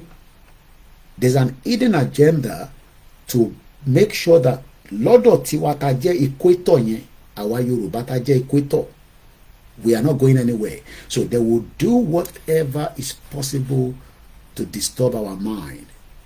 1984 ni ìyá tó bí mi lọ́wọ́ ló kọ́kọ́ lọ sí South Korea. Ẹ wò gbà yẹn lọ́hùn. 1984.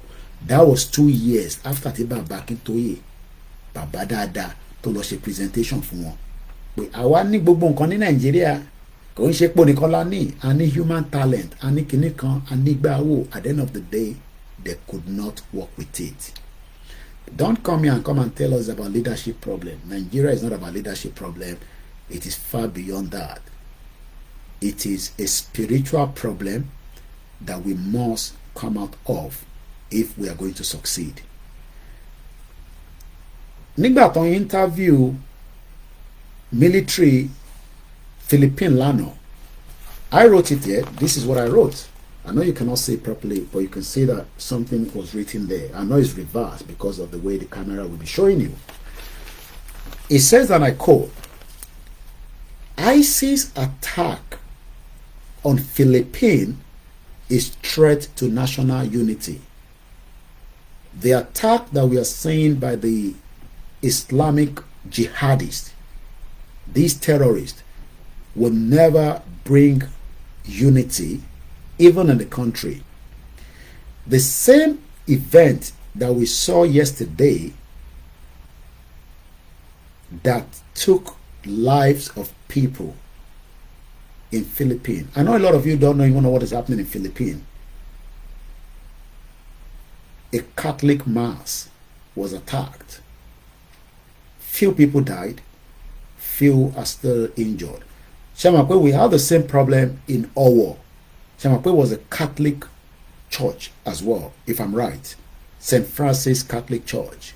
ní Ọ̀wọ̀, ní Ondo State. Are you thinking what I'm thinking? Let's go back to what is Pangea, because we are still about almost 50 minutes before the end of the program. My name is Olamide Ike. You're watching a live transmission. Adúpẹ́ lọ́wọ́ gbogbo ọmọ Yorùbá tí à ń bá sọ̀rọ̀, because kò ń ṣe gbogbo ọmọ Yorùbá là ń bá sọ̀rọ̀ tó ń gbọ́.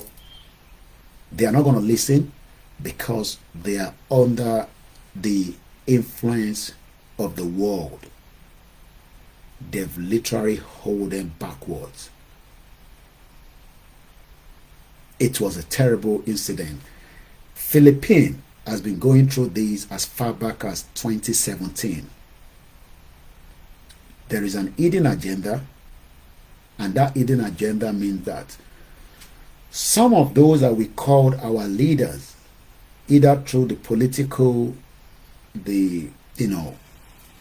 whatever we call them in Nigeria, they've sold us spiritually and physically.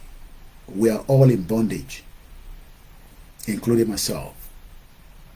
Every single one of us is in bondage. Bondage yẹn kọ́ ó yàtọ̀ síra wọn díẹ̀.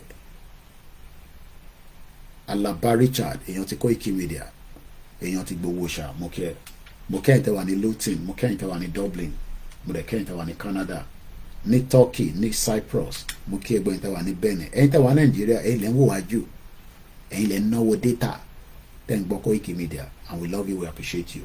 We're almost there. I'm going to read a little bit further, then I'll do a little bit more analysis to my understanding. From about 300 to 200 years ago, the continent we now know as North America was contiguous with Africa, South America, and Europe. They all exist as a single continent called Pangea, Pangea. Pangea first began to be torn apart, on breakaway, started to break, to turn apart. So by the name turn, T-O-N-R, that means don't break, don't lose. When a three-pronged fissure grew between Africa, South America, and North America. Meaning fissure, F-I-S-S-U-R-E. Let's go and look at the meaning of such. Let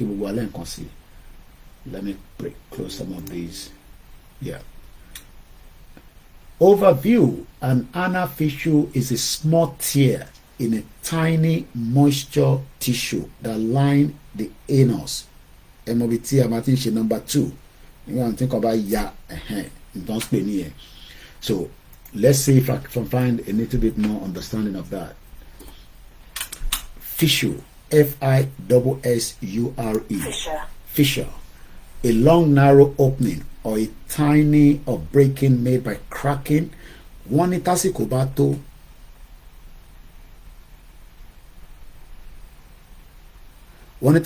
tó, kí ló máa ṣẹlẹ̀? Oní Yorùbá tó máa ń sọ, wọ́n tásìkò bá tó láti ṣu, kí lè rò kó máa ṣẹlẹ̀? That is the tissue. The tissue. Many Nigerians will never understand what we are saying because they are influenced of a demonic world. They are influenced of the demonic world because the real people that they are, they're never going to understand who they are because they've been told lies by the same world that is creating havoc in this world. 1984, ni Mom Simiti lost in South Korea. Let's continue. Somebody also say, what is a fissure in the body, or what causes fissure? But we're not going to go other area. So Mukofe can understanding fissure here, because if I say it without giving us the understanding, a lot of us will get lost. Now, first began to be torn apart when three prolonged fissures grew between Africa, South America, and North America. Rifting began as magma well up through the weakness in the crust. I'm sure some of us understand the meaning of crust. You know, kuponua manje bread, the crust, you know, coming the crumbs, the crust. Now let's again look for the meaning of crust. The reason why I'm breaking it down like this is so that we can have a better understanding what we are dealing with. Crust, C-R-U-S-T. Don't know what is a delay. Crust. Yeah, crust. The tough outer part of a loaf of bread. And katabanje bread, amagbon, you know, crust. Now, today, we are now told that cattle move from point A to B. We have to go through the borders. You have to go through immigration. Why are some borders better than other borders? Why do people want to leave Mexico and enter America? Kilodeti wa jeki Mexico wa okay. Why is 80? You made a little more 80. Why is 80 in so much abject poverty, but they have a very, very long history? Why is people of our own suffering while the others? I don't want to use the phrase of dudu at pupam. I just want to use it as the humans. Have you ever asked that question? Why are they enjoying life while we are suffering? Leadership. It has got more to do with the way the world has put these lies to tell us that I want better Jawalo. The weakness in the crust creating a volcanic rift zone. So for us to understand that, we've got to click again the volcanic rift zone. Rift zone. Rift zone is future of some volcanoes, especially shield volcanoes in which a set of liner crack. There was a recent volcano. Ìlú wo ni wọ́n ti sọ news ní orí Vantage náà mo ti gbọ́. Again, Google it. There was just a recent one that happened. Could have people died as well. Beyond paper motika, but my Google and it's my family answer. There was a volcano that happened. I know there's one that happened in Finland. Let's look at the news. Yeah, Indonesia. A volcano, Indonesia volcano death toll rises to 22. Now, what we are being told now is that understanding the world today started breaking through the volcanoes, and when that happened, there was different thing that was opening up. That is why exploration. The Portuguese went to exploration and they got to Ibitawawa and they started saying that and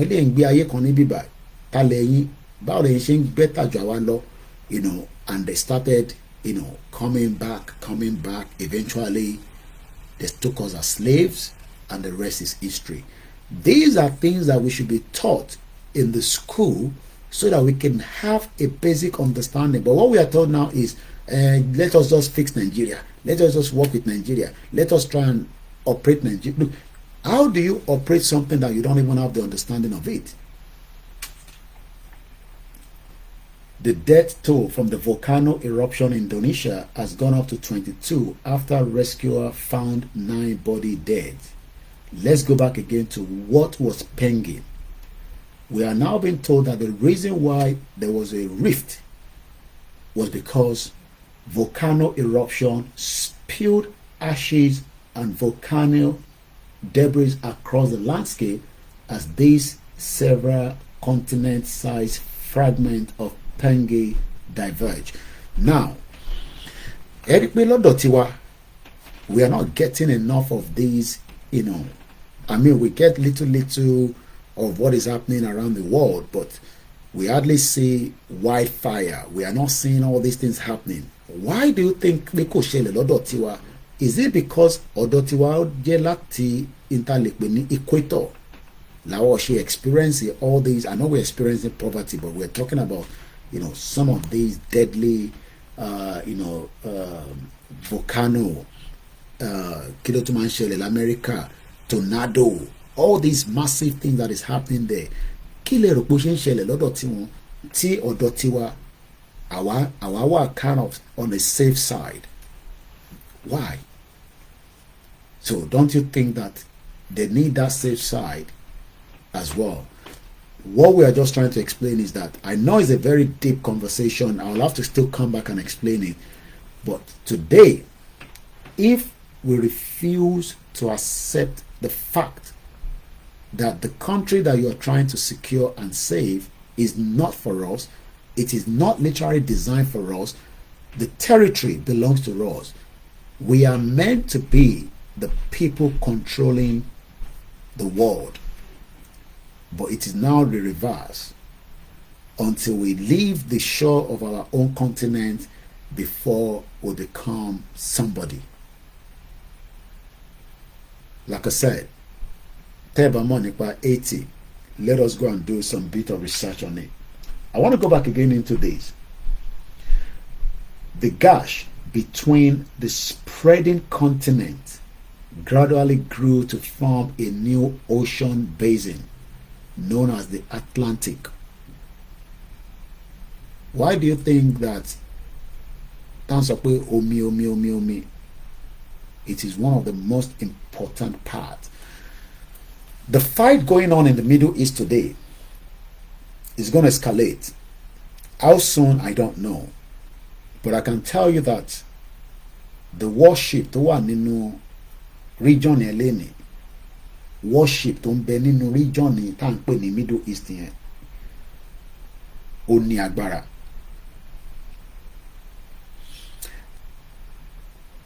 And as things goes right now, some of us that are just not really talking, I'm following it, but I'm not talking about it because I know eventually, if care is not taken, we might see a World War III.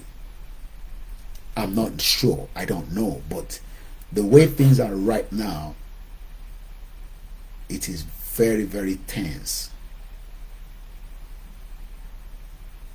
The only place that will still be safe, if quote and unquote, tí World War III bá bẹ̀rẹ̀ lẹ́ni, Africa ṣì nìkan ló máa safe. Tógun World War III bá bẹ̀rẹ̀ lẹ́ni, àwa tá wà ní Europe, we are not safe. I'm sorry to say that. Ẹ̀yin tẹ́ wà ní America is safe. Ẹ̀yin tẹ́ wà ní Asia is safe. The only place that will be safe temporarily, ogun yẹn dey last another 30, 20, 15 years.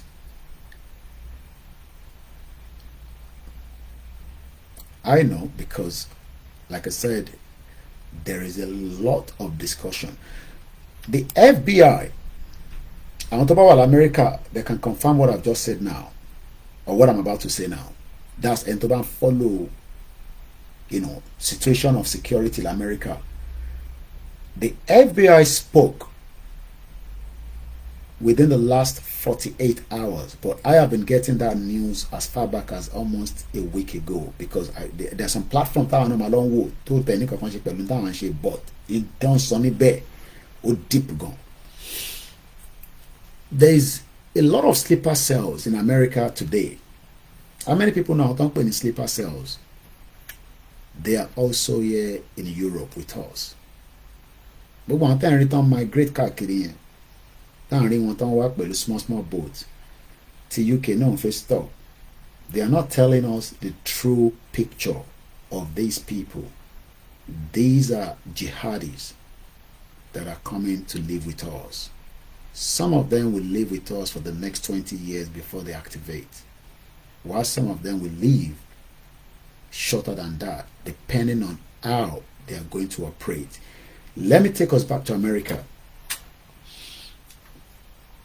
I'm going to go on FBI. FBI director. The name of the FBI director is Christopher A. Weary. Christopher Ashiweri is an American attorney who is the current director of the Federal Bureau of Investigation. And I'm going to click on the news. You can do the same thing a lot. So we Google, echo type FBI director, and then I click news. These are the headlines in the last 4 hours. According to Reuters, Interbatic Bulletin Reuters confirmed me only lati doubt it. Reuters headline says lapses of the US global warrantless surveillance power will be damaging, FBI Chief Director. The Hill, FBI Chief, we are working round the clock. Èyí tẹ́ wà l'Amẹ́ríkà, èyí tẹ́ wà ní Canada, àwa tá wà ní Europe, tẹ́tí kẹgbọ́ bíbá. Àwọn àpò kò ń ṣe nǹkan ní àmọ́ àṣẹ àwọn adẹ́rùbà àwọn èèyàn lóyún. Ìwọ̀tẹ́ bá ní ẹni mo fi dógún lẹ̀. Èmi ò ní kan mo fi dógún lẹ̀. There is problem that America is working around the clock. This is much more scale up than what happened during 9/11. Even though there's a lot of conspiracy around that as well, but I'm not touching that. FBI chief says we are working around the clock to disrupt potential attacks inspired by Hamas. CNN 5 hours ago, FBI director says the bureau is working around the clock. Thanks so much for the for that. Thanks so much. FBI director says the bureau is working around the clock against potential attacks. The FBI itself, I'm on the website, and I'm just going to pick a little bit from what the chief FBI said. Directors wary opening statement to the Senate Judicial Committee. Why am I bringing this up right now? There's a lot of things that is happening simultaneously in the world of today. A lot of us, as much as we are saying that if care is not taken, we are not also safe outside. We are all in danger, especially the next generation. How soon all this can happen, I don't know. But let's read what, and this is today's date. Christopher A. Wary, Director of Federal Bureau of Investigation, Washington, D.C., has prepared for delivery. Good morning, Chairman Dublin, Ranking Member Graham, members of the committee. I am proud to be here today representing the FBI. Talk about my FBI. Oh, my God. My committee crime. I'm a more like way. Talk about team needed, Lonnie Mue. And to my Mue, what you are leg to mo. FBI. And they have a lot of proxies that are working around the clock with them. We are just 20 minutes before the end of the program. The threat, the FBI Bureau says, 38,000 men and women tackle every day are more complex and evolving more quickly than ever before. We continue to work relentlessly to stay ahead of the threat and outpace our adversaries. If the FBI is telling the Americans that, look, threat wà lọ́dọ̀ yín, lóòótọ́ àwọn ìyá wa kàn lọ́bi iṣẹ́, àwọn bàbá wa ń ṣiṣẹ́, àwọn tó ti retire wà nílé, wọ́n wo TV, wọ́n wo Koiki, wọ́n wo this, wọ́n wo that. But there is threat to lives of those of you in that region. I am not making this up. That is what the FBI director is saying. If FBI is worried about those of you in America, ta ló ń worry nípa àwa ní Nigeria? Have you thought about that? For example, I want us to take note of this. Mr. Kinwande Francis Mukinsa. And thanks so much for everyone watching. We're almost there. We've spent 2 hours, so we're less than 20 minutes, so it might be lost soon. But there, Baba wa sọfẹ́ me pé our lórí live program wọn ní mọ̀ abẹ́mọ̀. So you know the kẹba sọ fún wọn náà kó lè dọ́dọ̀ wọn.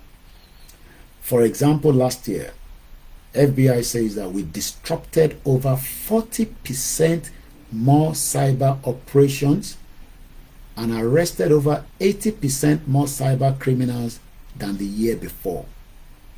Ní ọdún tó lọ lọ́hùn ní 2022, wọ́n ti arrest more cyber criminals and more cyber operations. Let me remind us again, torí eléyìí wà important. Gbogbo ẹ̀yin tẹ́ bá gbọ́ mi níbi báyìí, níbi tí mo dé báyìí, béèyàn kan bá pè yín pé meeting kan wà, ẹ̀gbọ́n mi ọmọgbọ́n láwọn ọba mú kí pé Mr. wọn ní dárúkọ yín wá kọ̀ pé yín random call. Wọ́n ní there's a meeting, wọ́n lè ní Yorùbá nation meeting, wọ́n máa send the code kan sí yín. Mo bẹ̀ gbogbo wa níbi tẹ́ bá gbọ́ ètò yìí dé níbí báyìí, ẹ kò disconnect kan, ẹ ní láti continue conversation ni, ẹ disconnect ẹ. Number one, tẹ́ bá continue pẹ̀lú ẹ, even if you are aware that is a lie, tí instinct yín ò bá ti sọ fún yín pé kẹ́ discontinue call yẹn, you might end up giving them a 6-digit code. Wọ́n to advance nísìn, mo ṣe gbọ́ ilé ní ọ̀dọ̀ wife mi lálẹ́ yìí ni, mo gbọ́ yẹn rí. Ẹ̀yin tẹ́ wà ní UK ni mo bá sọ̀rọ̀. I don't know about America and I don't know about other countries. Ó ní báńkì send the Zoom fóun pé kóun login. Ìyàwó mi wà níta nígbà tó pè mí, kò tẹ̀ kọ́kọ́ yé mi. Lẹ́sẹ̀kẹsẹ̀ mo ní má click lé lórí o. Tó bá ti click lé lórí, they'll hack you lẹ́sẹ̀kẹsẹ̀. Nígbà tó wá wọlé dé, ó wá ń fi message yẹn wọ̀n mi, and the first thing I did was I went to the receiver, ẹni tó send email yẹn, mo click lé lórí, mo ní ṣé owó email yìí ní sinjori pé kò sí bank kíní kankan lórí ẹ̀, and normally bank doesn't send such message. Ó ti náà máa lọ sí bank láàárọ̀ la anyway. Let us be very very careful. This is what America FBI is saying. Cyber crime. Àṣewà nínú ọ̀nà àwọn gúrù kan wà láàrin wa tó jẹ́ ọmọ Yorùbá, iṣẹ́ táwọn fi ń jẹun nìyẹn. Olè ni wọ́n pọ̀ Nàìjíríà, wọ́n dẹ̀ pọ̀ lágbàáyé. Hush puppy nìyẹn nísìn. Bọ̀bọ́ kan wà tí wọ́n mú náà nísìn, ọmọ Yorùbá ni, ẹ lọ sórí Gazette newspaper, èmi ti kà lórí X space lónìí, $2.5 million ni ó wà lórí Bitcoin yẹn. Mẹ́wàá ń ṣẹlẹ̀ o. So tẹ́ bá ní ẹ̀fẹ́ Nàìjíríà kò break, you are likely to be also involved or pained into the problems of Nigeria. Àwọn boys and women báyìí nísìnyí, táyìn báwọn ṣe ń jí lọ́ fi ṣe business wọn lélẹ̀. Over the past 2 years, ní ọdún méjì sẹ́yìn, we have seized enough fantel. I don't know what that is. Ó lè jẹ́ bí a drug or something. Let me Google that quickly. Fentanyl. I might not be pronouncing it very well, but I will try and see. Unload level. Okay, it's a drug. Fentanyl. Emara chocolate enter in the UK. You are very careful, especially if you're not too sure of the brand. They are mixing it with mokaino in paper. Yeah, something. Yeah, last week Friday. But to judge in the paper again. There's a particular chocolate on town in UK. To need a bit of dollar passion investigation, a bit of all these drugs or whatever. You've got to be very careful, especially with our children. Tebati confirm branding, don't touch it. Toba fun teba confirm it. Now, director yẹn nísìnyí sọ pé ní ọdún méjì sẹ́yìn àwọn ti seize enough fantel drug, Fentanyl, that can kill 270 million people. Did you get that?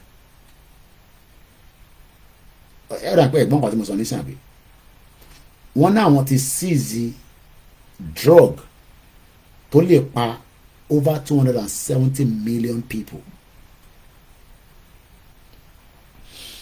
That is more than 80% of all Americans.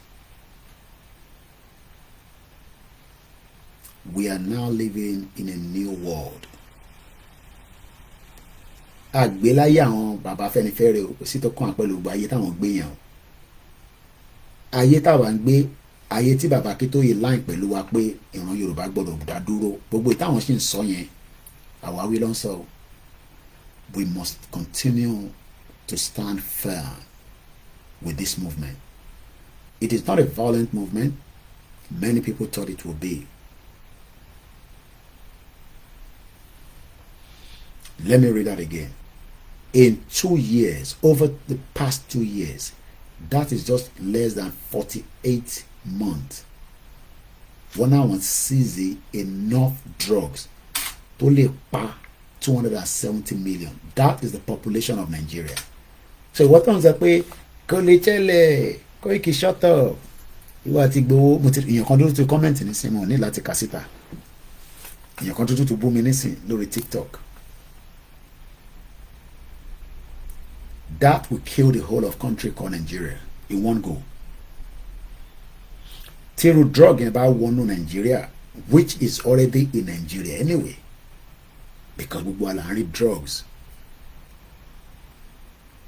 We are not taking the movement serious. Ẹ̀yin tẹ́ ń believe in one Nigeria. FBI ń jẹ́ kó yá wa pé àwọn seize enough drugs. Mo kí ya bàbá wa Prince Adébọ́lá, ìyá wa Risi Ashiru mo fi tọ̀tọ̀ kí, mo kí Alájà Irat, mo kí gbogbo ẹ̀yin ya wa, ẹ̀yin bàbá wa, mo kí gbogbo ẹ̀yin Èkìtì parapọ̀, mo kí gbogbo àwọn Yorùbá elders of council. Mo ní màá bá yín lágbára Ọlọ́run, ẹ ṣáà pè mí àti exchange number. Mo kí bàbá wa Alábí Samuel, mo kí Alábí Bashiru, mo kí Kinley Bakers, mo kí easy, mo kí easy dollar. Don't joke with what I'm saying. Sherry, we can be wiped off. People don't think it's true because so possible. Why is my joke to my wipe? Okay, taba fi a drug in sínú Nigeria. Mélòó ní Nigeria? Wọ́n only pa 270 million. Kill lọ́sọ̀ kò ń ṣe pé bí ẹ̀gbọ́n bí ẹ̀jẹ̀ ń tún bẹ́ẹ̀ ká. Again, I liked it. What I'm going to do now, I'm going to share these on my Twitter. We call it X. We're going to put Twitter into more alarm. Again, close the one because too much things has been open. I'm going to post it now. I'll post anything. Unload lower. So to my post it on other platforms. Many of you T and Boa. Ẹ rò pé ọ̀rọ̀ Yorùbá nation ẹ rò pé ọ̀rọ̀ ìfẹ́ ni ojú ẹ̀fẹ́ lọ. There's an hidden agenda to wipe us off the surface of the earth. So I'm just posting that now. Èmi kọ́ mo sọ, FBI ló sọ. How you take these, I don't know. So I'm going to post it on Koiki Media as well. The reason why you're not seeing our post all the time is because Facebook, actually going to yawa titi layo or Lariwaji wani, congratulations to Igbowosha and congratulations to every one of us as well. So the reason why you're not seeing a lot of our posts is because Facebook is restricting it to travel far. Koda molawo statistics wala roy abiniro lay lori Facebook is a deliberate act. But I'm not worried and I'm not concerned. At the appropriate time, everybody will demand their right. It's just a matter of time. It's going to happen. So if you're on our timeline, and I'm going to post it on my community before I continue to read further.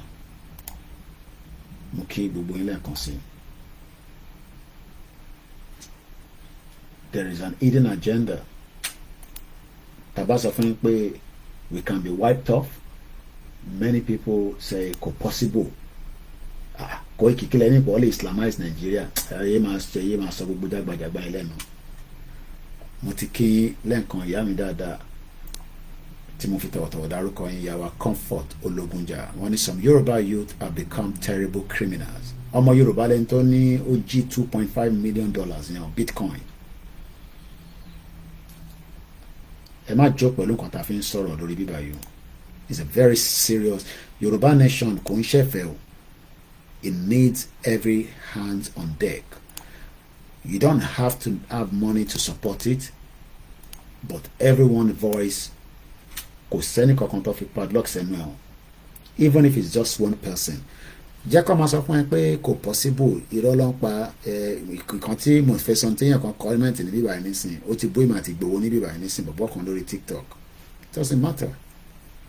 But má pray pé kí wọ́n gbé 270 million people kó kú ní Nàìjíríà. Ṣebí 200 million làwọn apẹ̀rẹ̀ wa. Now imagine if drugs that can kill 270 million Mukiyawa Ashati Shele Yoruba was stopped by the FBI. Ṣebí America ló ti stop yẹn. Mélòó la mọ̀ tó ń wọ Nàìjíríà. Gbogbo aláṣà ń ra àwọn ọmọ ìta máa náà ti wà ní colos táwọn máa ṣe bí ọ̀dẹ̀. Ààrẹ náà ni. They will destroy, and what they are doing, I'm going to move a little bit high. I have just 10 minutes before the end of the program. Sherry Bobo intake 10 fi sára yẹn, right? Gene tí wọ́n like it. Ẹ̀yin lè ń force àwọn kìíní ẹ̀ sára yín. Our body doesn't like it. And it's also going to take away the real spiritual side of us. And when I say spiritual now, I am not just leaving it alone on Isheshe. I'm putting it on all the religion.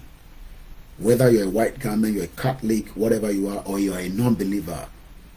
The moment you start taking certain drugs, intake, you will lose that spiritual side of you.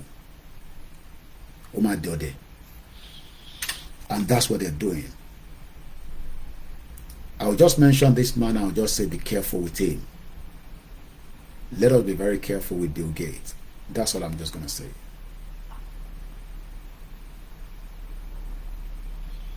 Let's go further again. Over the past 2 years, the FBI director, last year, over the past 2 years, we have seized enough fentanyl, which is a drug, killed, K-I-L-L, can literally kill 270 million people. Oh, and that is more than 80% of all Americans. Ìwọ wá ń sọ fún mi pé kò possible kó wipe wa off. Tí ó bá lè produce drugs tó lè pa 270 million people. How long does it take to wipe us off?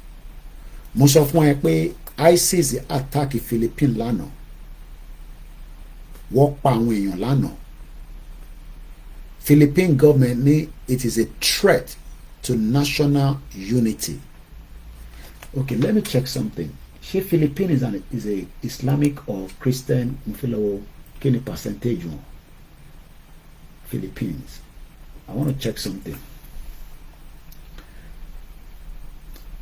Philippine official, the Republic of Philippines is an archipelago country in the Southeast Asia, in the Western Pacific Ocean. It consists of 7,641 islands, which are broadly categorized. Again, gbogbo island ten gbọ́ yẹn, ẹran tí pa ń sọ̀rọ̀ nípa Pangea. It was after the eruption of the Volcanic, some 200-300 million years ago. La bẹ̀rẹ̀ sí rí gbogbo island, tá à ń rí this, tá à ń rí that. Peter Pan said, if they fire nuclear weapon to Nigeria, do we have any defense? The answer is no. Philippines has a population of 113.9 million. Let's say religion will not practice Junibe.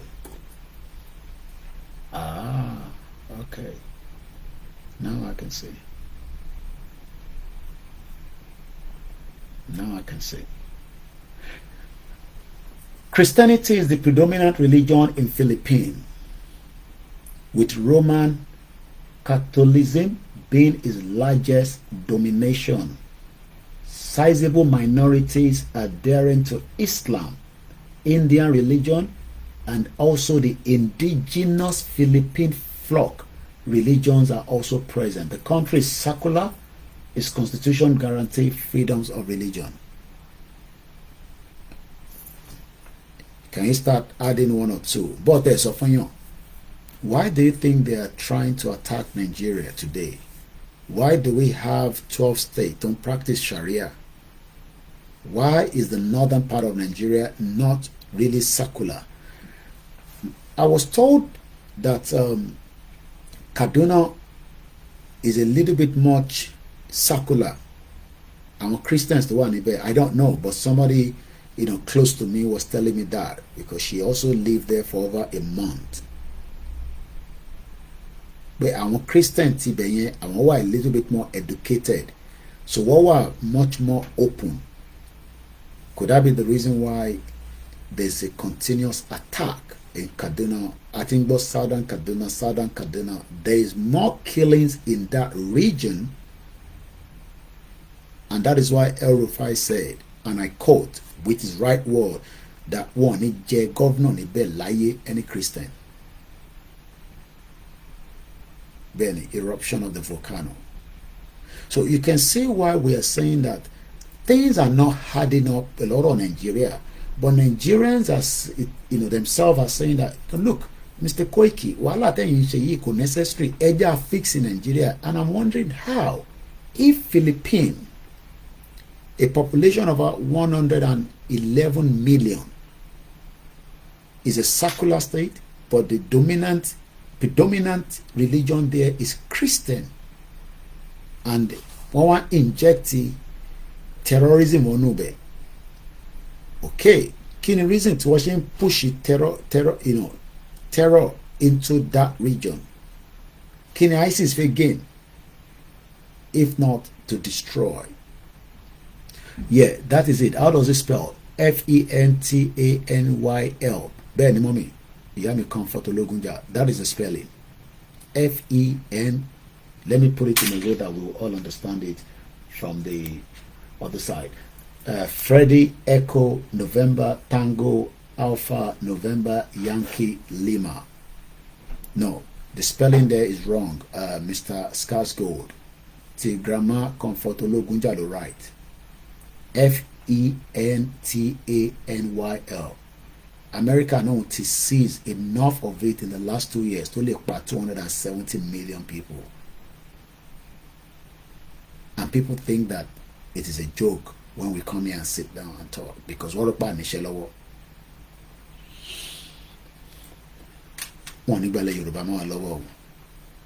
May our gods save us.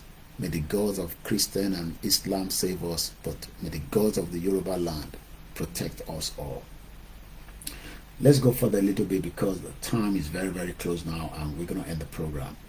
We are also focused on other threats that emanate from the border. We are also having threats from our own borders. Hey, what's your attack? Okay, Ogun. That is our borders. The moment you lose your border, that is the end. We expect our governors to protect our borders so that we can all be safe. The FBI is saying that they are also focused on other threats. Yeah, so it's not just one threat. Ó ti sọ̀rọ̀ cybercrime, ó ti sọ̀rọ̀ drugs, ó tún sọ̀rọ̀ border. Gbogbo eléyìí ló ń ṣẹlẹ̀ ní Nàìjíríà lénìí o. The question is, do you think that this administration can protect us from all this nonsense? No, it's not possible. And this is the reason why we are so concerned as the citizen of Yoruba. Bẹ́ẹ̀ni ẹ̀gbọ́n mi, Jaya, Catholic people, you're right. Population yẹn ní Philippines. Indonesia ló ní Muslim tó pọ̀ jù ní region yẹn, but Philippines has predominant Christian. But it's also a secular country.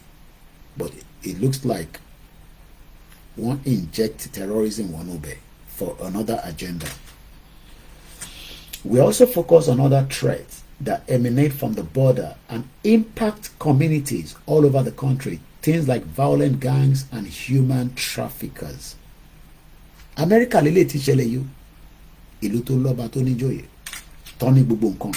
They have 38,000 people that are working around the clock to protect America and American interest. At the same time, given the steady drumbeat This is the one that I want us to talk about in Lulu, drumbeat of calls for attacks by foreign terrorist organizations since October 7. We are working around the clock to identify that means people Mobitowa and disrupt potential attack by those inspired by the Hamas horrific terrorist attacks in Israel. I could go on about the important work the FBI dedicated professionals are doing across the entire spectrum of threat each and every day to protect their fellow Americans. But in my remaining time, I want to emphasize the importance of one tool in particular that is indispensable to our effort to combat threats posed by foreign adversaries, one that will expire in just few short weeks if Congress does not act, and that the FBI FISA Section 702 authority. As this committee knows, 702 allows us to stay a step ahead of foreign actors located outside the United States who pose a threat to national security, and the expiration of the 702 authority will be devastating. So what they're saying is that Emajeki 702, I don't know whether I'm going to stop now, because of the time constraint. We'll pick on this later some other time. But all these in a nutshell is that Bishop Adeshina, sunshine forever, Majek, thank you so much. Joe Fizen says some people are mixed Fulani and Yoruba, definitely. Idris says it is very possible. See what is happening in Gaza today. Do not let us joke with what we are discussing. It is important, and if we take no step, Emma Binokwe Ori Chief Miti cut out Latenkon. I was going to adjust it this afternoon, but for whatever reason, so that is how far we can go. Igbowo is not our threat. Yes, you're right, Skarsgård. We are not a threat to the Nigerian government. The real threat are ISIS that have whatever they have to make sure that every part of Nigeria will be Islamized. You can say it's a joke. Even America knows it is not a joke. My name is Alami Koiki. Thank you so much, Komishola Omoshebi Muki, Komishola Nokubodoku, Yajagun, and the rest of all the team. Yoruba Nation, we are happy, we are grateful that they've been able to say that Igbowo was never the criminal that the Nigerian government wanted to portray him. And as I leave us tonight, I pray that Eledumare will guide us, be with us, and protect us. My name is Alami Koiki. If you have any question, you can email. It is an opinion like codeine. Okay. So, here the long one Nigeria. Thanks so much, Mr. Kimwande Francis. This is how far I can go. My name is Alami Koiki. And it is 6/12/2023, 2 minutes past midnight. The reason why I locked the date and the time, so that whoever watched this in the next 200 years, 200 million years, we stood firm for one cause and one cause only, to be free from the bondage of the world that we are living in. The world is a wicked one, and it doesn't want anybody to be free. We will be free, and we are going to be free. Let me pick the last comment. Mr. Raouf Anifoshi says, thank you, Koiki, for the awareness of this kind. I am a Muslim by religion. The Islam missing Nigeria is already done with the other religion. Is just struggling to survive. The idea of Massa Musa 1 to 3 that was beget the great-grandfather of Uthman Danfodio, brought from Futajalon in Goni Bari, in the mind, the idea of land grabbing still continues, all in the name of one unity, one nation. The ancient time ideas in the modern day. And that's a very powerful one. Uthman Danfodio idea is what they want. Atiku visited his grave during the just concluded election. Hello, video here. It's just to remind everyone that a vote for Atiku can continue on this agenda, even though spiritual, physical, to get there. Emilokan will exhaust everything he wants to do. Then after 8 years, the power returns to the north, and they can continue with their mission. Have you think about that? Think about that as you go to bed tonight. Olayomi Koiki, Koiki Media, bringing the world closer to your doorstep. Good night.